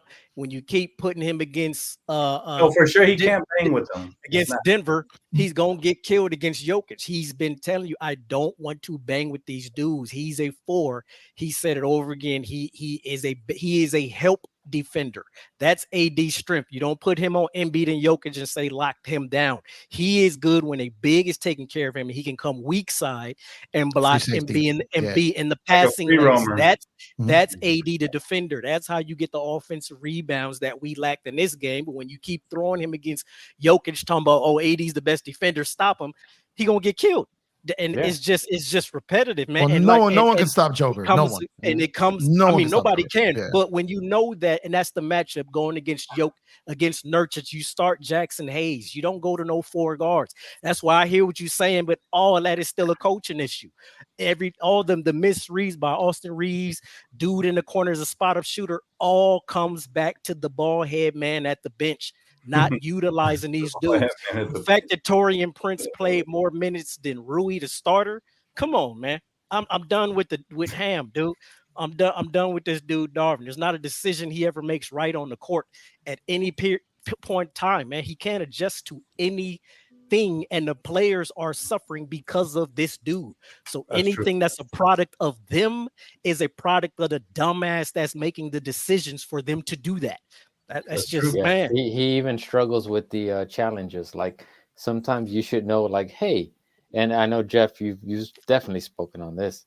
Yeah. Sometimes it's just like you're physically standing up with your hands hopefully out of your pockets, and watching the game. So I know sometimes the big dogs like AD and LeBron will tell you to replay, rewatch everything. But sometimes you see it right there in front of you. Do the right play, man. And again, it's just I want to give love to Darvin Ham, but I can't because I think I'm starting. I think go because I'm starting to just like the bridge between Darvin Ham and myself, because me and Darvin Ham, we have a little bridge, we have a little bridge. So, He said we have a little. Sorry, we have a little bridge. bridge. But that thing, I don't know, man. It's starting to come down, and I think if something doesn't change soon, that me and him, we just might be just done, man. I'm not defending Darvin. That's what the bridge thing killed me, bro. No, Darvin has his absolute blame. And like I said, if the players are not going to let Spence play point guard, which is what he was brought there to do, then Darvin needs to pull one of them out of there and be like, no, like he's not doing that. You know what I mean? See, but here's the thing, here's the thing, though. The players aren't responsible for letting a player play point guard. They're running the 5-out offense, which is the offense Darvin is using. That means they all stand outside the 3-point line. Positionless basketball is the system Darvin's running. No. That's not the 5-out, Mies. That's not the 5-out. That's the narrative of the 5-out. That is not the 5-out system. I'm talking about the basic principles. When you watch the offense and one guy is shooting and 4 guys are standing behind the line, including AD, that is the system we are continuously running. So there is no point guard in our system. So I'm saying it's not them saying the dude isn't running point. Everybody, and D'Lo's been saying that, is standing behind the line running that offense. Check out the video why everybody runs the 5-out offense, and you'll see the principles is all 5 dudes stand out here, 1 player driving, and you see all 4 dudes watching. It's just horrible offense, and it's the wrong offense for this particular team. And just to chime in real quick, somebody just said something about sagging off the threes. I brought this up about the Dallas game when Dante Exum lit us up. And Dart, they asked him, why did you continue to leave this dude open? He said the analytics said to sag off. I remember that. That's killing our team. This is not a player thing. That's Darvin's dumbass defense sagging off of the best shooters in the league. That's not players. That's ball head, man. I can't. It's butting your head against the wall. That's Darvin's defensive strategy. Stupidity, bro, killing us before we even get a chance. What pissed me off last night was that we kept double teaming at the top of the key, right? And it's easy for a guard to see the floor if you're way out there double teaming, right? Like they can lob the pass over the top. It's gonna get to the shooters. They swing. Credit to them, they swing the ball extremely well, but we never made any damn adjustments. That's what pissed me off. We got killed from the 3-point line yesterday, and all season long we've been getting killed from the 3-point line, whether it's drop defense or whether it's what we did yesterday, just double team everybody. That was so stupid. We were literally double teaming everybody. Grayson Allen, I think, got double teamed once. It's like, what are we doing at some point? It was mainly Booker and it was mainly KD, but like at some point, getting scramble mode. It's when they get in scramble mode, and then you just know they're just searching out that corner. They're searching out the corner every time. That's the frustrating part about it. It's mind-numbing, bro. We're all right there with you, Mies. We're right there with you, bro. It's hard to watch the game, bro. I'll be watching the game. Dan, you've been consistent with that. He has no in-game adjustments, and Jeff, you've been consistent with the scramble mode. Like if the scramble mode is like, come on, guys, they're gonna go to the corner. Yeah, I don't understand, bro, what this coach is doing, but sorry to cut you off, WSN. We just went on a total rampage. I love it. I love it. I mean, appreciate you, bro. Thanks for doing that. But yeah, listen, it's really frustrating. I think the fans are already beyond done with Darvin Ham. And if you guys listen to his in-game quotes, they drive people even crazier, man. He sounds like some movie soundbite, some cheap 90s movie soundbite. You know, talking about breathe harder, play harder, pass harder. It's like, bro, shut the fuck up and do some real coaching. You know what I'm saying? Like, that's crazy, bro. How you gonna remember the Titans the night before? Remember the Titans, and he's out there just like, it's like, my God, bro. Yeah, I told you the salesman stuff. He got me too. He fooled me too. Yeah. You know what I mean? Hey, Jeff or Dan, could y'all please address Darvin's comment after the game about why Max Christie didn't play? What was the how did he say it? I don't want to AD, something to do with AD, right? He said something about AD. Oh man, I read it. I didn't hear it. I read it. No, I seen the tweet. Yeah, I'm trying to remember. I know something about he didn't get out there as much, or by that point it was too late, or something like that. He said because AD was in foul trouble or something. So yeah. So I know AD was involved, and he said by the time it was too late, but I can't remember I can't remember it. So that's what I was saying. Like early in the first half, I was like, because our actual best lineup is when Christie starts at the 2. Like is actually our best lineup, right? with the amount of possessions in that lineup. He'd come back from being like injured and he kind of lost weight, but now that he's seems at least like back from that, I would like to have seen him get a little bit more minutes, especially in a game like yesterday when we had no one really out there to guard KD. Like we don't have Vando, we don't have Cam. We don't have Vince to get out to help Chase Booker. That was the prototypical game. These are the areas that I cannot back up Darvin, right? Because someone like Max Christie is someone that's needed in a game like yesterday, especially when you're going to be doubling those guys and then having to send help after the fact, right? And when you got guys running the wrong ways on help, like usually a guy, those Michigan State guys who run really good college systems, those guys are usually really good in those type of sets. So like someone like Max Christie, when you were running that double and then coming out into a weird box one in a 3-2 zone off coverages, all the stuff that they were kind of like doing off the double, which worked in quarter 2 and 3, but you knew eventually it was gonna be the KD and Booker show in the fourth, and there just never was an adjust for it. But I don't remember the exact quote, what it was, but I know it was something about AD had the fouls and it came in, and by the time it was just too late. Like I think he said by the time he realized something along that. MVP right here. Like you said, Darvin Ham says that Anthony Davis early foul trouble out to the rotation and led him to playing Max Christie later than he planned to. Okay. So he didn't plan to, so basically he's calling Max Christie an abortion pill. He called him a plan B. Plan B. It's ridiculous, bro. It's gotten to the point of just no return with this coach, man. And at the end of the day, bro, we're gonna be straight. You all right over there, Reese? Yeah, he's too far gone now. Like it's there's no. I don't think there's any saving him. I don't think there's any saving him. Like I think even if the Lakers, even if they get back to the Western Conference Finals, like the ship is almost sailed on them. That part you just hit on that. So really, say we do, because even with Darvin Ham being Ham, I still think LeBron has enough juice to say, F this dude. I'm gonna try to get us a round or two, which he's capable of doing. Does Darvin stay if that happens? If we get to another Western Conference, if LeBron and AD just go Superman and get us to 2 rounds, does Darvin stay? I think Darvin stays because Genie's a sucker for guys that could talk to her. Like, listen, that guy Darvin Ham is good with his words, man. Yes, he's really good with his words. And you know how Genie's a sweetheart, man. You come up to her and you could convince her, man. You can make her believe, man. Like, like I'm trying everything. I love this team. I love this org. You know how he be. I love this organization, man. I think they're gonna keep him, man. I think they love him. I think they think that he's a great motivational speaker. The only thing is, just because you're a motivational speaker doesn't mean you're a good coach. Yeah, facts. Big time. You know what? And look, I wanted for a long time. I wanted me and my guy Mees. We wanted Mark Jackson for a long time, but now hearing all this good speaker stuff makes me kind of wary of like, okay, maybe Mark Jackson is similar, maybe because he sells it to me, man. Every time I heard him on the mic, I was like, damn, he sounds like a great coach in the making, like, But now Darvin's gonna have me traumatized, dog. I'm like, I don't know. Yeah, he's like Doc too. Like I said, and I'm frustrated because I knew this already. I went against my own better judgment with Darvin, because usually dudes like that, I'm like, nope.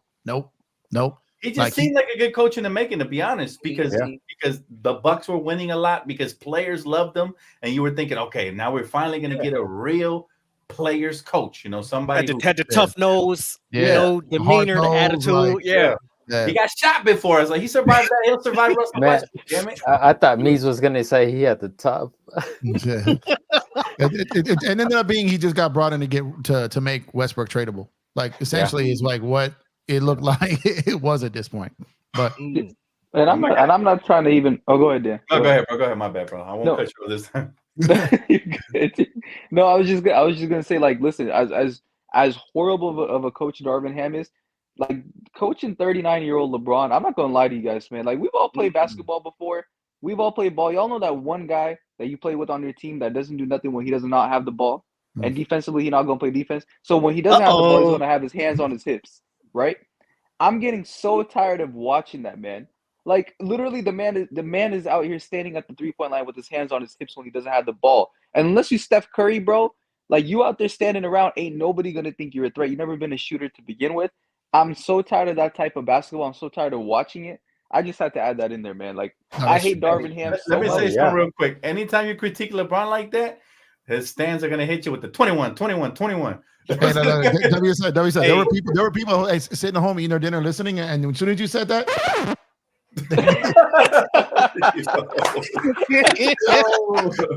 Hey, Dan, can I jump in on WSN real quick? Go ahead, bro.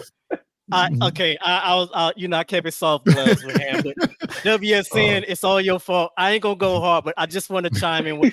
There's just been some things that's just been kind of raising my red flag lately, man. And funny that my mom even called me and brought up these issues. It's just been a couple boom, boom, boom, boom, boom, boom, boom, boom, back to backs. And I'll skip a lot of those. I'll go to Boston. The Boston Christmas game, when they asked LeBron about, you know, the matchup against Boston, is I don't give a damn about that game. I just want to see my kids open Christmas presents. Mom hit me up like, what the like, now get you, we coming from the Kobe era, so we gonna feel a type of way about it. And I kind of let that slide, right? But then when you drop 19 in a passive game on Christmas like you didn't care, that's another red flag. Then you skip the Boston game. Okay, cool. You injured. You 40 years old. Cool. But then you show up to the Garden wearing Knicks colors with the Knicks logo tweet, man. I mean, come on, man. At some point, man, I'm trying to ride, but these are just shots to Laker Nation that I'm taking some kind of way. And if I say something, I'm wrong about it, man.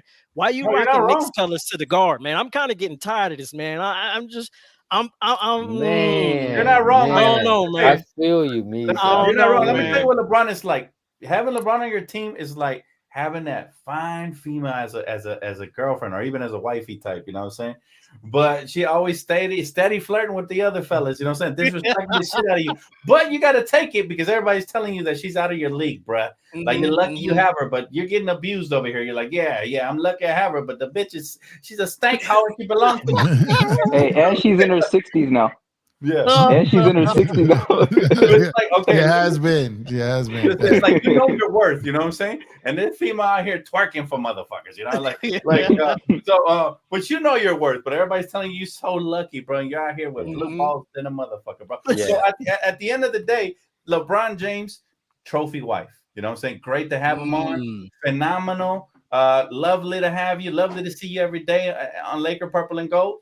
But damn, she's gonna sit on the couch whenever she wants to. She's not gonna, get dressed. You know what I'm saying? She's not gonna get dressed and go out when it's time to go out. You know what I'm saying? So love LeBron, but damn, like he's done a lot of funky shit. Real Laker fans we don't rock with. And I think LeBron has accomplished his goal where a lot of people in the NBA will see him in the purple and gold, Laker jersey, no matter if it comes to posters, highlights. People will see him as a Laker. He can go back and retire as a Cav, but I think most people will see him as a Laker. It's just some of those highlights will be Laker highlights, and they might show him younger in those early years, but I think most of the highlights that we see from here on out will be Laker highlights, and I think he's accomplished what he's wanted. He got the championship, even though he didn't get the parade and the exact championship he wanted. He still got it. We had a fan at one of the Clippers games say, "Hey, they came at him and he said, "Yeah, I already got you one." To the fans, it's not enough, but I think he's already on his way of what he wanted to accomplish here in LA. But we want more. I want to see. I just want to see LeBron on top of a bus holding the championship trophy going down Figueroa. Can I see that? I just want to see that. Yeah, well, I mean, if he's gonna keep making excuses, like, I mean, that's the issue. Like, you're not gonna, like, I hear his fans talking about, it's because he doesn't have this, it's because he doesn't. You don't need. Does everything need to be perfect for you to win a championship? I thought that was part of why we have you and we're paying you the money, is so that things don't have to be perfect to win a championship.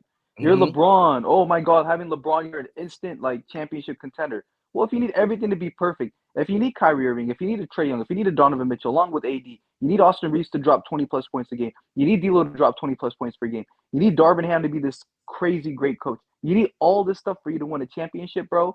Like, what's the point of us even be paying you money? And Dan, I hope you got a question in there that asks whether we're gonna be cool with LeBron signing that 3-year deal. That was next. This guy jumping over my questions like the damn Olympics. WSN coming in, baby. Let's go. The Godfather knows. Listen, that is the next question, bro. How dare you? You know what? You're hosting the rest of the show, man. It's over. Look, check this out. Check it out. So my question was: LeBron James reportedly seeking a multi-year, 9-figure deal to re-sign with the Lakers, and I was gonna say thoughts. I want to hear. You brought it up. I want to hear your response first. All right. You know what? I've had enough. I've had enough of these cockroaches. I'm not gonna lie to you guys. I've had enough of them. I think 2018. He signed with us 2018, right? Mm-hmm. We didn't make the playoffs. 2019, 2020, won a championship, right? 2021, lost in the first round. 2022, didn't make the playoffs, right? 2023, Western Conference Finals. 2024, what are we now? 10th seed, 11th seed? 9th right now. 9th. I think that. Oh, we're 9th. Yeah. Okay, I thought we dropped one. Golden State lost last night. Yeah. Oh, okay, cool. So, like, with that being said, paying this man that many dollars when he's won us that one championship, but other than that, honestly, it's been hell for us, man. It's been hell. All over Twitter, we'd be getting made fun of as Laker fans. All over Twitter, right? So it's, for me, why are we going to be paying a guy up to age like 42 years, like until he's 42? Why are we going to be paying him that amount of money? For what? So we can get bashed on as Laker fans? So he could control our team? Like, I've had enough of him, and I've had enough of his fans. It's clear as day they've never been Laker fans to begin with. All they care about is LeBron. When AD plays good, it's because of LeBron. When the team loses, it's everybody else's fault. It's not LeBron's fault. When the team wins, it's because of LeBron. LeBron will be having 18 points. AD will drop 30, and they'll be talking about how great of a player LeBron is in year 21. I've had enough of that, bro. I want my team back. I want my team back so much. And if we're going to win a chip, I don't mind. I don't care, because chips come first. If he's going to stay and we're going to win chips, okay. But I don't think we're going to do that. So I don't want to give him that money, bro. Just go retire or go play at a team where you think Bronny's going to be drafted. Don't do it here. Listen. And this is supposed to, how old are you, WSN, if you don't mind me asking? 25, man. Young killer. He's supposed to be from the LeBron James era. So this is how I tell you he's a real Laker fan. All right, because he's putting the team first before anything, man. Major shout out to you, bro. That's a crazy good take. I don't expect young people to think like that. Usually young people, they cater to these players, man. They are Slurpees for the players. You know what I'm saying? They just man, let me tell you something, man. It's sucker-free Sunday, man. Look, at the end of the day, I'll say this. My take on LeBron James signing that deal, sign it. If you sign it, just know this. You're not probably winning another championship because you're taking up all the cap space and you're handicapping us. However, if you want to compete for titles, take a pay cut, fam. You're a billionaire. You can make that money up anywhere else. If you really want to compete for titles, take a pay cut. I know what his fans are going to say. Hell no, he don't have to take a pay cut. You already said it long ago. Then he don't have to win another championship then. You know what I'm saying? Like, if that's the case. At the end of the day, Father Time is undefeated. He's going to slow down. I don't care how great he is. He's going to slow down. I like LeBron, right? And I like what he's brought to the team and all of that. But what I don't like is the side antics, right? Nobody, I don't think any real Laker fan likes that shit. Player fans, they got an excuse for every day of the week. You know what I'm saying? LeBron misses this game. His hairline was hurting. He misses this game. Oh, his ankle. This game. Oh, he clipped his toenail a little too short. Okay, cool. They have an excuse for every day of the week. But Laker fans, we just want to see results. Fuck the excuses. Bring us championships, and we'll praise you forever. You know what I'm saying? Don't bring us championships, and we look into it. Turn the page. Is that easy? Exactly. Hey, I love to hear Jeff's take on it, just so I can know the numbers and how Jeff feel about the logistics. Well, the first thing I did when I heard that is I read and I listened word for word and I read word for word what was said. And it's kind of clever. Okay, so especially because it was Windhorse, who was very clever at how he puts on information. He said looking to sign a multi-year, 3-year triple-digit number. Now, if he's looking, he can't sign a 3-year triple-digit number. He can opt out and sign, or he can add 2 years to his player option for next season. So when I'm looking at that, if it's 3 years off of his current money, that's roughly 100, and that's 50. Then I say that'd be over $150 million, which isn't happening. That's not happening. So when I think about it, okay, is LeBron going to opt out and go from like 50 something million to 30 and then trickle off, right? Or balloon, or he keeps the 50 and then does 2 years at 25, 20, whatever it is at that one, right? So my thing is this. Then I thought, again, because he's clever, right? So I literally look at the reporter, the article, and then I know where to look next. Windhorst knows the salary cap. He knows the TV deal, and he knows the years in play. So first thing, this all lines up with the new TV deal with the cap spike. So cap smoothing. So if you can get Bron to opt in, extend him for 2 years at a lower number at the same time that the new TV deal comes in, then you can add an additional max guy to it. And Bron's 25 would be like a 15 right now. That's not bad. So it was very clever to what he said.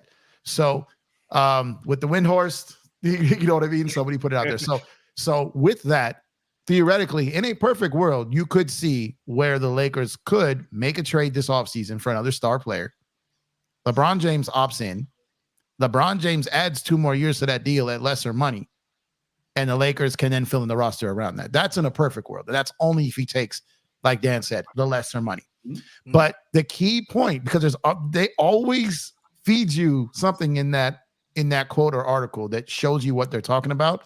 And he specifically said to get to triple digits. So that's 100. All right. That's 100 million. He's got 52 next year. That means 48 over the next 2.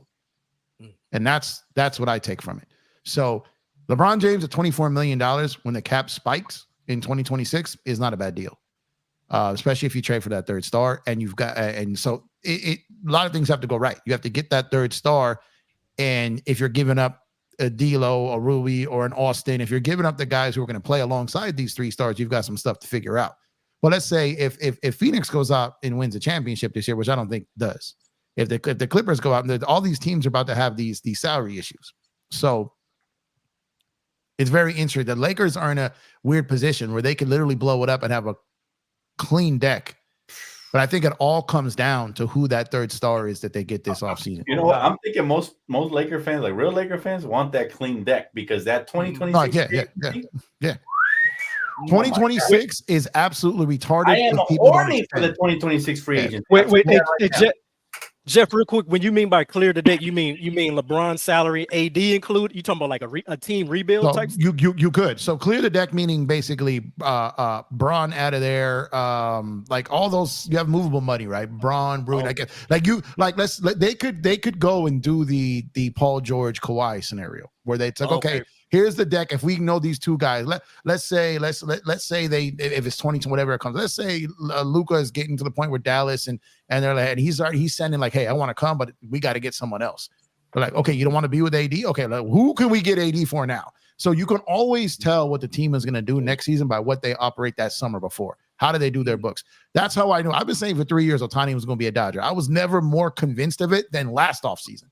You know what I mean? Because they show their hands. Okay. So what the Lakers are doing, what the Lakers do with this deal will be very important, because I don't think the Lakers have any interest in giving LeBron $50 million a year for 3 more years. I think the Lakers are perfectly fine with giving him 24 and then make the money that he generates off of that, because that still matters to them. But I think it really comes down to who is that guy that they're going to get. And that Russell Westbrook, baby. Russell, baby. And that three-year extension is because he's also got that through that age. You make me break a chair off somewhere, bro. Dan almost came up. But he's 39, right? So he's got that age 36. The Chris Paul rule. So he can't really go get that 3 years, 100-something million from someone else. He can't get that. So the Lakers don't need to bid against themselves. So it's going to come down to what Dan said. Like if he wants to stay and he wants to win. If I'm the Lakers, I go back and say, look. All right, if your main priority, you said this, which I don't think for a second he really meant this. You said you would go take a minute and go play with your son. So the Lakers like, we get to save $25 million by drafting Bronny. You know what I mean? So like I said, so if it comes down to that, maybe they do him a solid, they do him a favor, they extend him at a lower number, they draft his son, stash him in the G League. And they do some things, but at the end of the day, it's all going to matter, because what LeBron is feeling right now, or what LeBron is saying right now, could be completely different than the fit he throws 3 months from now. And what I will tell you, what I'm actually am impressed with the Lakers at was last summer was this trade deadline. And if they do it a third straight time, we're like, Bron, we're not. If we're royalty, fam. We're royalty, fam. You bow down before us, not the other way around. If you want to stay, stay. But we don't got the Bron thong on, and we're not singing the Bron thong song. We're not. The Bron thong. We're not doing that no more, man. We're not doing that no more. Damn. Hey, Jeff, hit that thing one time. Jeff, hit that thing one time, baby. The Bron song. And to be fair, like I said, they've earned it because they've given him everything he's needed. And shout out to Rich Paul for coming in and speaking on that and saying the Lakers have done. They've had some moments, but the Lakers have done. So there's some like kind of public makeup thing going on, right? Where they're sucking up to the Lakers almost, and we've never seen that before. And now we know why, because he wants to get paid again. Yep. So the moment that LeBron contract expires, you're saying like some visas will be expiring too at the same time. Oh man! Hey, listen, as long as we can get rid of them fans, man, I think we're good. Oh man. Look, I mean, look, I'm saying this. It is hard. So I think there are three kind of divisions here, and correct me if I'm wrong here. You've got the Bron fans, the Bron thoughts on one side, right? And then you have the Kobe Laker guys who are, when I say this, I mean like that they accept no one but Kobe, which I don't think is anyone on this panel, right? So you have the LeBron thoughts, you have the Kobe purist loyalists, and then you have the Laker fans who love Kobe Bryant, love Shaquille O'Neal, love the guys who are our champions, and like you said, chips come first, the team comes first. That's where we're at, right? So it comes to a point where it's like those level of fans who have paid their dues, put in their time, spent their money, like have had their hearts broken when their team loses, right? So like when Nees gets up here and it just says like he's got family group chats over this shit, you know what I mean? Like when this stuff like really goes down, this is real passionate about this. That's why I tell people we are not the same. You don't get to show. This is everyone from any team. You don't show up on a fan base and act like because you're rocking the same colors all of a sudden that you bleed purple and gold, because you don't. You know what I mean? So when we talk about this stuff, we care about our franchise 5 years from now. So don't F them picks, people. We can't relate to you because those are our picks. You'll be long gone by then. That visa will be expired. You know what I mean? You'll be long gone by then. Those are our picks. You know what I mean? That's our franchise. So you want to sit here and bash the guy that was part of the regime that got LeBron James, was the guy who actually did trade for Anthony Davis and Rob Pelinka, you know what I mean? And has done great things. It's just things didn't work out on the roster. That's why they have that term, looks good on paper, right? Because when it looks great and then it doesn't, then you're kind of stuck. Our roots are ingrained in the city of Los Angeles. We grew up here, man. This is our team. This is our franchise. This is who we love. Those of you that didn't grow up here, you moved here and you embraced the city as your own. Those of you that don't live here and are diehard Laker fans, you never flip-flopped and you never wavered and you never called Jeannie Buss cheap. Anybody who called Jeannie Buss cheap is not a real fucking Laker fan. You're showing your true colors by acting like an immature child and throwing your little baby-ass tantrums, when at the end of the day, I told people, and I told this to people right after the trade deadline. I think I made a whole video about it, right? And I said this. At the end of the day, the Lakers are going to operate for what's best for the franchise moving forward, okay? Best for the franchise. If LeBron's going to be a part of the franchise and he's going to be peaceful and he's going to just want his, little farewell tour as well as competing for championships, then he's going to have to give something up, right? If he's going to go out kicking and screaming, then we're not going to be a part of that. I'm not going to sit here and stress. Let me ask the panel this. Are you guys stressed? Is any of you guys stressed about LeBron leaving this summer? Me and WSN is already sitting. No. There's part of me that hopes he does, just for the simple fact but I'm not kicking him out the door. I want to be clear about that. I'm not saying get out of here. I'm not saying that. There's part of me that is just, there is a term that franchises are labeled when LeBron James leaves, and they call it organizational fatigue.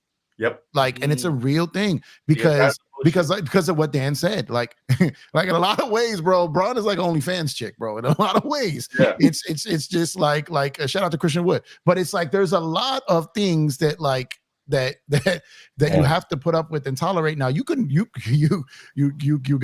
some things that come out of it, but sometimes it's just so draining. And it's just sometimes I get to a point where I Yeah. get why some fans don't want to put up with it anymore. That is my point, though, right there, is that none of us are stressed out about LeBron potentially leaving. The only people that are stressed out about him leaving the game are his fans, because, like Jeff said, their visa's about to expire. And, you know, I always said this. I said, if you're a player fan, do you retire when your favorite player retires? Or do you just look for a new dick to jump on? Like how does that work, you know? Are you looking for a new blood vessel to suck on? Are you know what I'm saying? Blood. Like, what is your game plan as a, like, I never understood. This is why I never understood, like, being a complete player homer where he does no wrong, is everybody else's fault, but never him. The franchise is cheap. The city don't deserve you, even though they got 17 championships. You know what I'm saying? Like, I never understood their concept. Do you retire with your favorite fucking player? Because if you do retire with him, then that's a great game plan. But if you don't retire, now you're looking sus, bro. Because you've been a player fan your whole life. You're gonna be sitting there looking like the awkward high school kid with no group. You know what I'm saying? You're gonna be like, we Lakers for life, motherfuckers. Like, we out here like guns. That's what I'm saying. Hey, talk Christian. With the ship talk Christian. You know what I'm saying? Like, we always on top no matter what. So I feel good about myself, whether LeBron stays or goes. You know what I'm saying? Me too. It's just player fans that are panicking, like, make a trade now, trade them all because we want to win a championship. It's like, you got to earn that shit. You got to earn that shit. You know? Yeah, and what has he done for us? So it's like, you know how, like, you look at a player, right? I'm sorry, Jeff. No, you're good. To me, it's like, what have you done for us? That's how fans think, right? It's like, what have you done for us? Yeah, you've won us a championship, right? But you cause us so much more stress. Like, look at how stressed we are as Laker fans because we have LeBron on our roster, right? So we have to win championships. So every year it's championship or bust, right? So for us right now, the reason why, like, we are all up on LeBron is because, yeah, it comes with the drama, right? But it's not coming with the consistent winning. Every day is something new, right? Like that. When we went to the Western Conference Finals, that was after the trade deadline. That was after how many games, right? Like 40. It was like 30 something, yeah. 30, okay, so like 30 something games, right? Into the season. So we just want to see consistency as fans. That's all we want to see. So it's like, how much, like, yeah, you've won us a championship, bro, but we're not going to treat you like royalty just because you've won one. Just because you've won one, we're not going to treat you like royalty. Yeah, and that's what it is, because everybody wants to worship him. We appreciate it. We absolutely appreciate it. You know what I mean? Yeah. We absolutely appreciate it. But we've seen too many of these things before you got here. So it was. Do you guys think LeBron miscalculated and thought, maybe getting one is enough and he'll solidify him? No. Okay. I just think that LeBron thinks that that no matter where he is, he's priority one. Like, and that's. He snaps his fingers and trades happen. That's what it is. He's so used to, he's used to snapping his fingers because he played for Cleveland. Cleveland was desperate. They were singing, "Please stay, LeBron." But they were singing PBS Kids tracks out there for him, bro. Like, we ain't gonna do that shit, bro. We ain't gonna twerk for LeBron James. We had Kobe here. We had Magic here. We had Wilt. We are a spoiled fan base that has had it all and seen it all. So it takes a lot to surprise and shock and amaze us. It takes a lot. Don't forget Anthony Peeler, Eddie Johnson. Hey, come on, man. Eddie Jones, that was my squad, man. That was my man. The list goes on and on. Hey, and another thing to jump on with WSN, because I'm where he's at, man. It took me a minute to get there, but it's been a lot of them subtle things, man. But like you say, as fans, can we get back to just good basketball? Can we get back to enjoying the product that we watch on a nightly? Even the Van Exel era, when we weren't contenders, it was good, exciting basketball. And when we lost, it's like, but that was a good game, though. Yeah, exactly. And when I keep seeing this dude's passive aggressive comments, like, I go on to Twitter, bro. One, you don't show up to the Kobe Memorial, but then we lose the game. And you're high-fiving Denver like we won, and then you tweet your highlights from the game the following day. That was curtains for me, bro. I gotta keep it a buck, man. We lost the Kobe statue night, and you high-fiving the other team. And he's very calculated. That's the other part that triggers me. But then you tweet your highlights from the loss. That's not the first time he's tweeted his highlights from a loss. Like that not, bro. That's what happens. That triggers me. That's what happens when you have a cult for a fan base, is that you feel empowered to do anything you want, man, and there's no repercussions because your cult got your back. You know what I'm saying? And it sucks because he's such a great player, right? Yeah. And he's so dominant, and he has had such a great career. that it's almost like at some point it's gonna take away from that at some point, right? Exactly. I think 10 years from now, Yep. because when stuff really starts, when the politics and the strings that were pulled behind the scenes come out later, like I think it's gonna be, you know what I mean? Like I think a lot of people are still scared to speak up on it now because he's still active, right? But I think you're gonna hear some stories later that but you know what? Winning cures everything. So we still have a chance that if he gets with the program, like I said, if he plays team ball and does what the Lakers need him to do as well, because we did everything we needed to do for him. You know what I'm saying? We mortgaged the immediate future. You know what I'm saying? We traded all these draft picks, multiples, you know, from Brandon Ingram to Lonzo Ball, Josh Hart, Julius Randle, Larry Nance Jr., Jordan Clarkson, etc. Like, the list goes on and on. How many 3 first-round picks and pick swaps? Yep. Oof. We traded all of that to get you AD here and to get you here. You know what I'm saying? And it's like, we did this for you, and we still doing it, man. He wanted Westbrook. He wanted Westbrook. And we're still willing to do it. All we ask is that you don't post cryptic tweets. All we ask is that you don't fucking go and flirt with the New York Knicks and the Statue of Liberty and shit. That's all we ask. We're not asking for a lot. Just be respectful when you're amongst royalty. You don't see me go to the White House and take a piss right outside the lawn. You know what I'm saying? Like, that will be dope, though. Hey, that's not how it works, bro. You know what I'm saying? So you gotta respect where you're at. Yeah. And so read the room. Hey, imagine Kobe coming up to the Garden, rocking the Boston shoes and the Boston green. Come on, man. Oh, come on. Yeah, no. Oh, yo, listen, Mixtape King makes a good point though. He said, "Y'all killing all his fans. Not all of us like that, but I get it. Y'all's point. No, we're not. We're not. Yeah, we're not killing all your fans. It's only the cockroaches, bro. I love you, K. Listen, man, this guy's great, right? So he started a LeBron fan. Now he's a Laker fan. I respect that, bro. But as long as you keep it respectful, always, you know what I'm saying? Because I'm not a gatekeeper, bro. Anybody could be a Laker fan. Heck, the more the merrier. I'm not gonna sit here and say you can't be a Laker fan. You choose to be whatever you want. Yeah. You know what I mean? But at the end of the day, it's like all we ask for is respect. That's all I'm saying. You know what I mean? We're making fun of the fact that those fans, like if the shoe fits, wear it. Those fans act like we're supposed to be panicking like they are when we know we're gonna be back to glory in no time. You know what I'm saying? Like we're gonna be back to glory in no time. That's why you made the right choice, KJ, by coming over to the purple and golden side. You're gonna see the glory days even long after your glorious king is gone. You know what I'm saying? You're gonna see the glory days again. You're gonna be like, wow. And KJ too.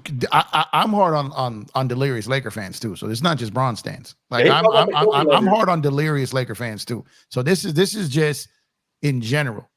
Over the top Bron stands. Like I said, the over the top Kobe. The Kobe would never crowd annoys me too to an extent. Yeah. You know what I mean? So and I'm talking about and I'm a Kobe guy, but the Kobe would never crowd like. I mean, they just won't let anyone else have any shine. You know what I mean? Right. That's different. I love Kobe Bryant to death. He's my favorite basketball player of all time, my GOAT. But I'm not part of the Kobe would never crowd. Like, you get what I'm saying? So this is not just about this isn't about bashing Bron or his fans. I've met some incredible LeBron James fans who are historians of the game, can sit down and break multiple other players' games down and teams. Here's the thing. This is another tribute to Bron's greatness. Is the fact there have always been player stands or player fans. They're usually haters of other teams, and this is kind of the main threat to that team, so they jump on board. This is probably maybe his biggest thing because he's been great for so long that these Bron player fans, they've never been able to be a player fan for so long. So because he's been so great for so long, like T-Mac was like, they were like the anti-Kobe guys, all rushed to T-Mac, right? But his career just didn't last, right? They tried it, events didn't last. The Kawhi stands are by far the worst, way worse. Those Kawhi fans are nuts that play like they're Clipper fans. You get what I'm saying? The problem is LeBron has been so great for 21 years that we've never seen a player stand stretched this long. And they're so committed to it, and we've never seen it before, and we'll probably never see it again. And listen, they can't call us LeBron haters. We just speak facts out here. Listen, we got LeBron merch everywhere. You see what my guy is holding up. Matter of fact, come on, Christian. You see all the Workings merch. Look, man, LeBron I'm always ready. Bro. Look at that. Look, LeBron all over it. Yeah, they can't call us LeBron haters. We just are true sellers, fam. Our original launch was LeBron. Our original shirt that we launched. Was LeBron. LeBron haters don't do that. No. Yeah. We just call it like it is. And all we're saying is we're not going to panic. Like all these headlines will fly and player fans will panic because that's their glorious king. Fine. But we're not going to panic. We're going to stand firm. And we've been through so many players retiring, man. We've been through like everything, right? We've been through the rebuild just not too long ago. So we eventually rise again, man. And on that note, I'd like to say we like LeBron, but we love Kobe. But we love the Lakers even more than both of them combined, you know. So that's the bottom line right there. You know what I'm saying? And if LeBron wants to win the admiration and love of real Laker fans, all he has to do is show respect, and that's it. And win. That's the most important thing, because you can show respect, but if you suck, you come over here and you suck, you smush Parker. It's right here, and then run your mouth for 20 years after the fact. Look, I'll tell you this right now: had Kobe left the Lakers, and Dan, you've heard me say this numerous times, had Kobe left the Lakers in 2004, bro, I would have spent $68 and sent front row at a Clipper game and talked crazy trash to him. You know what I mean? Because I've been saying it too. I've been saying that too. Like I said, so it is like a show. So the fact that we can say that, this might be a topic for another day. But during that time when he announced that, I remember me and the bros was working out the trade scenarios. Like, all right, you want to roll? We was putting together the trade machine packages, man. Like, all right, you want to be like that, bro? Yeah. I mean, I was looking at the Bulls package, thinking, the Pistons, the Bulls. That's what I was looking at. That's at that time, because it was like, dang, I forget who all was in there. That was the package. They were trying to hold out Dang. That's why technically that's a little later. Was that trade didn't happen. Draft pick involved? Huh? Was the Derrick Rose draft pick involved? That was 2004. Was too early, huh? When was Rose drafted? 09? Wait. No, it wasn't in there.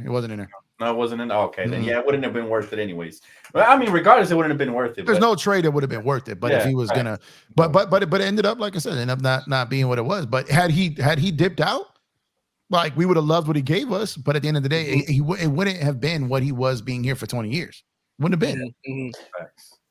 Absolutely. Now, listen, man, this franchise is glorious, man, and all we do is pay our respects. That's it. You know, because this is the franchise that raised us, man. It raised the whole city of LA. If you grew up in Los Angeles, or even just you adopted Los Angeles, your city, there's no way in hell you weren't a Laker fan growing up. This is why we always be hating on cap artist Paul George, who say he grew up a Clippers fan. Oh, that's impossible, bro. And he's from Palmdale too, man. You know what I'm saying? Palmdale P. Nah, man. That's why D Booker will never get any respect here. Get out of here with that too, man. Nah, man. Crazy. Hey, low key, Paul George might not return to the Clippers, bro. Low key. Well, good. Ooh, might not. I mean, his career is coming close to an end soon. Yeah, he's probably got 3 good years left. Let me ask you though. He doesn't want to wear those jerseys. That's what. How nice. Look at that Indiana team now. Mm-hmm. You add him to that team. Oh yeah. Mm-hmm. I'm not rooting for him anywhere he goes out. I'm not. It's around the league. It's around the league. I'm just throwing it out there that it is a. I choose violence with Paul George at all times. That is very possible. Yeah. Well, I say goodbye. Goodbye. I think their careers are over. Once they come to the Clippers, is where careers come to die, man. Once they come there, they're not going to be the same where they go elsewhere. I've seen it with what happened with Blake Griffin. OMG. What happened with all the ex-Clippers that came on here? Chris Paul wasn't the same after he left the Clippers. Yep. None of them. You know, so I just think it's a cursed franchise, and that new logo of theirs is equally as cursed. It's Titanic. The C stands for cursed, fam. I promise. It's a trust fund letterhead right there, man. Hey, can we say this though? The Western playoffs, like the Western Conference, it's gonna be, oh my god, bro, it's gonna be ridiculous. Good, bro, I hope everybody's healthy, because it's gonna be popcorn. I can't wait for the playoffs. Period. The Eastern Conference too is gonna be a banger, bro. I can't wait. Whether the Lakers are in the mix or not, we're going to be covering that fully, man. Teams are going to get upset, bro. Teams are going to get upset. I'm telling you right now. Teams are going to get upset this year early. It's going to be crazy. Yeah, it's going to be fun. It's going to be fun. But that wraps it up for us here on Around the League, man. I smell the dinner. It's ready. It's so ready for me, man. But thank you guys again for tuning in. Chat, you guys are the best in the game and the business. Both of the chats combined, Empire Jeff's, Minds, and all of our fans here at Around the League, man. We appreciate you guys. And shout out to our guest, man, Contest That, aka WSN, for joining today, man. He absolutely killed it, man. Listen, the future is in good hands with this young buck because go subscribe to him, please. All right, like please, if you can do it, please search. If you can look up his channel, contest that. Subscribe to him. All he needs is 50 subscribers, and he will get to be able to live stream and to give his opinions. We need young Laker fans to move the game forward, fam. You know what I'm saying? And so please subscribe to him, show him love. I'm gonna let you guys shout yourselves out though, starting from the bottom to the top. And go ahead, take it away. Contest that, aka WSN. Hey, thank you for having me, guys. That was so much fun. I like the format. You guys are all my brothers. Dan, Godfather. Appreciate all you guys for having me. I'm not a LeBron hater, by the way. Not a LeBron hater. I used to love LeBron. I probably know more about LeBron than most of these LeBron fans, man. But it just when it comes to my Lakers, bro, I don't care who you are. If you're not gonna play good, if you're gonna be a dramatic B word, I'm not for you, bro. Big facts. Hey. And he's not a LeBron hater. He's a truth teller. All right. So go subscribe to my boy. Shout out to Search, man, for putting the link right there on the bottom of the chat, man. Go show him some love. All right, Chris, if you're there, you there? Where'd Chris go? There you go. Camera off. You're muted, Chris. You're muted, my brother. You're muted. I'm just saying I'm not a LeBron hater either. I got his shoes. I rock with LeBron. So don't be coming after me because I'm not. I'm okay. But no, hey, listen. I love everybody here. I love everybody here and everybody in the chat. Just thank you so much. And then thanks to Dan for letting me come on here super late. Had a lot of things going on, but thank you guys. You guys are the best. And it's all love. It's all love. Cold Kings, mother. Hey, we're glad to have you back, bro. We missed you, man, during your hiatus, and we're good to have you back. Go ahead, Jeff. Go ahead, brother. Yeah, no, I'm just happy to be here. Like I said, man, it always feels like my first time here back again. Always excited. Never take it for granted. So thank you, Dan. It was really cool having 5 people on here today. We've never done that before, and it was actually flowed smooth. So it was dope. And like I said, want to double down again. Like WSN is not a Bron hater. I'm not a Bron hater. Chris is not a Bron hater. Dan is not a Bron hater. Mees is not a Bron hater. We're Laker fans. And at the end of the day, the plug of the day is contest that. Head on over to my guy WSN's page. Contest that. Do not contest that link that's in the chat. Click on that and go to contest that and subscribe to that channel so we can get our guy. He is too damn good to not be getting content out here. So we about to be on him. And speaking about being on people, this guy over here, Mees as well. More Mees, please. Come on. So we got to get him out over here. AKA the Darvin Ham therapy session over here. So you got to head over there and check out our guys. Matter of fact, you two should do a show together to force yourselves to do more content. I'm all right, with it, man. So that's what needs to be done because we need more of these gentlemen. We need more of these gentlemen to get them out there. And you guys keep pushing them because I'm going to keep pushing them. They're way too freaking good at what they do to just chime in. Because what happens is, when our guys don't fill the screen or fill the thing with intelligence and all that stuff, and what happens is when you leave cracks in the door, then those roaches get in and they penetrate. And these dudes gotta all that out of there, okay? You all facts. And shout out to Gemini Don, man. He said I'm trying to get the content, but my man drives me to drink, man. It's just hey, drink while doing the show. Drink while doing the show. You know what? You might have just started bottomless means. There we go. Bottomless means. There we go. And he gonna be there to contest that. So y'all two, I'm on your guys' bumper from here on out. I'm no more. All right, no more. Too much content being you're keeping content from the people, and me and Dan ain't having it. We're for the people. So and Chris as well, because don't get Chris on that. Right. Don't get Chris on that. Don't do it. But yeah, so make sure stay on those guys, man. Stay on those guys to keep that content going. Chris too, man. Chris, we need that story time, bro. We need that story time, bro. We need that stuff as well, bro. We need Chris to start a channel, man, and just go hand with the story time, man. He's the best storyteller we got in the business, man. So. I try. Let me tell you something about Chris, man. Chris is the type that he'll give you 4 or 5 different stories in one go. The remix, like the crossroads, he'll just keep going, man. That's my guy right there, man. My down. Yeah, I'll be like, let me tell you a story. Let me tell you something the truth. But appreciate y'all, man. And of course, Means, bro. Go ahead, bro. Get your shout out. Oh, man, Means the GM. Y'all know what it is, man. First salute to the Godfather, man, for opening up the platform for you bros, man. And to the fellas, man, I love y'all. And I appreciate y'all keeping your boy sharp, keeping me on my toes. Like you say, having me and WSN get that content out, and we coming for my man Cristo next. I'm on it, man. I'm on it, man. Love y'all, man. I'm on it too. Y'all know where I be. And I might have to just do that, man. Just have a drink, because that's not the first time somebody say you might just have to get the sip and just let it out, man. So I don't want to be punching pillows. I might have to just go in and do it. Matter of fact, segment. We'll get a Drink Champ remix with me and Chris, man. Drink Champ. That's it. Yes, sir. Yeah, man, but they're gonna be spitting facts. But anyway, man, that wraps it up for us. Again, shout out to our my sponsorship, Prize Picks, and of course, man, hey, we want to give you Jeff's sponsorship some love as well, man.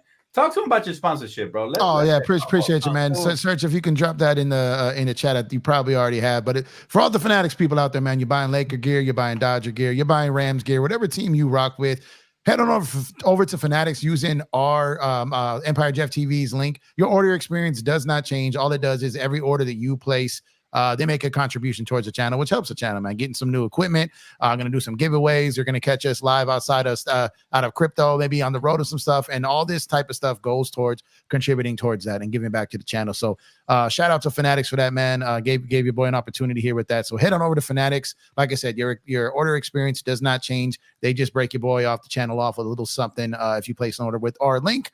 And it goes a long way to help the channel. Thank you for letting me shout that out, Dan. I've got a bad habit of of remembering to do that for some reason. But I'll remember for you. Don't worry about I appreciate you, man. Appreciate you. Much love, man. Much love. And of course, don't forget to go shop CourtKings.com.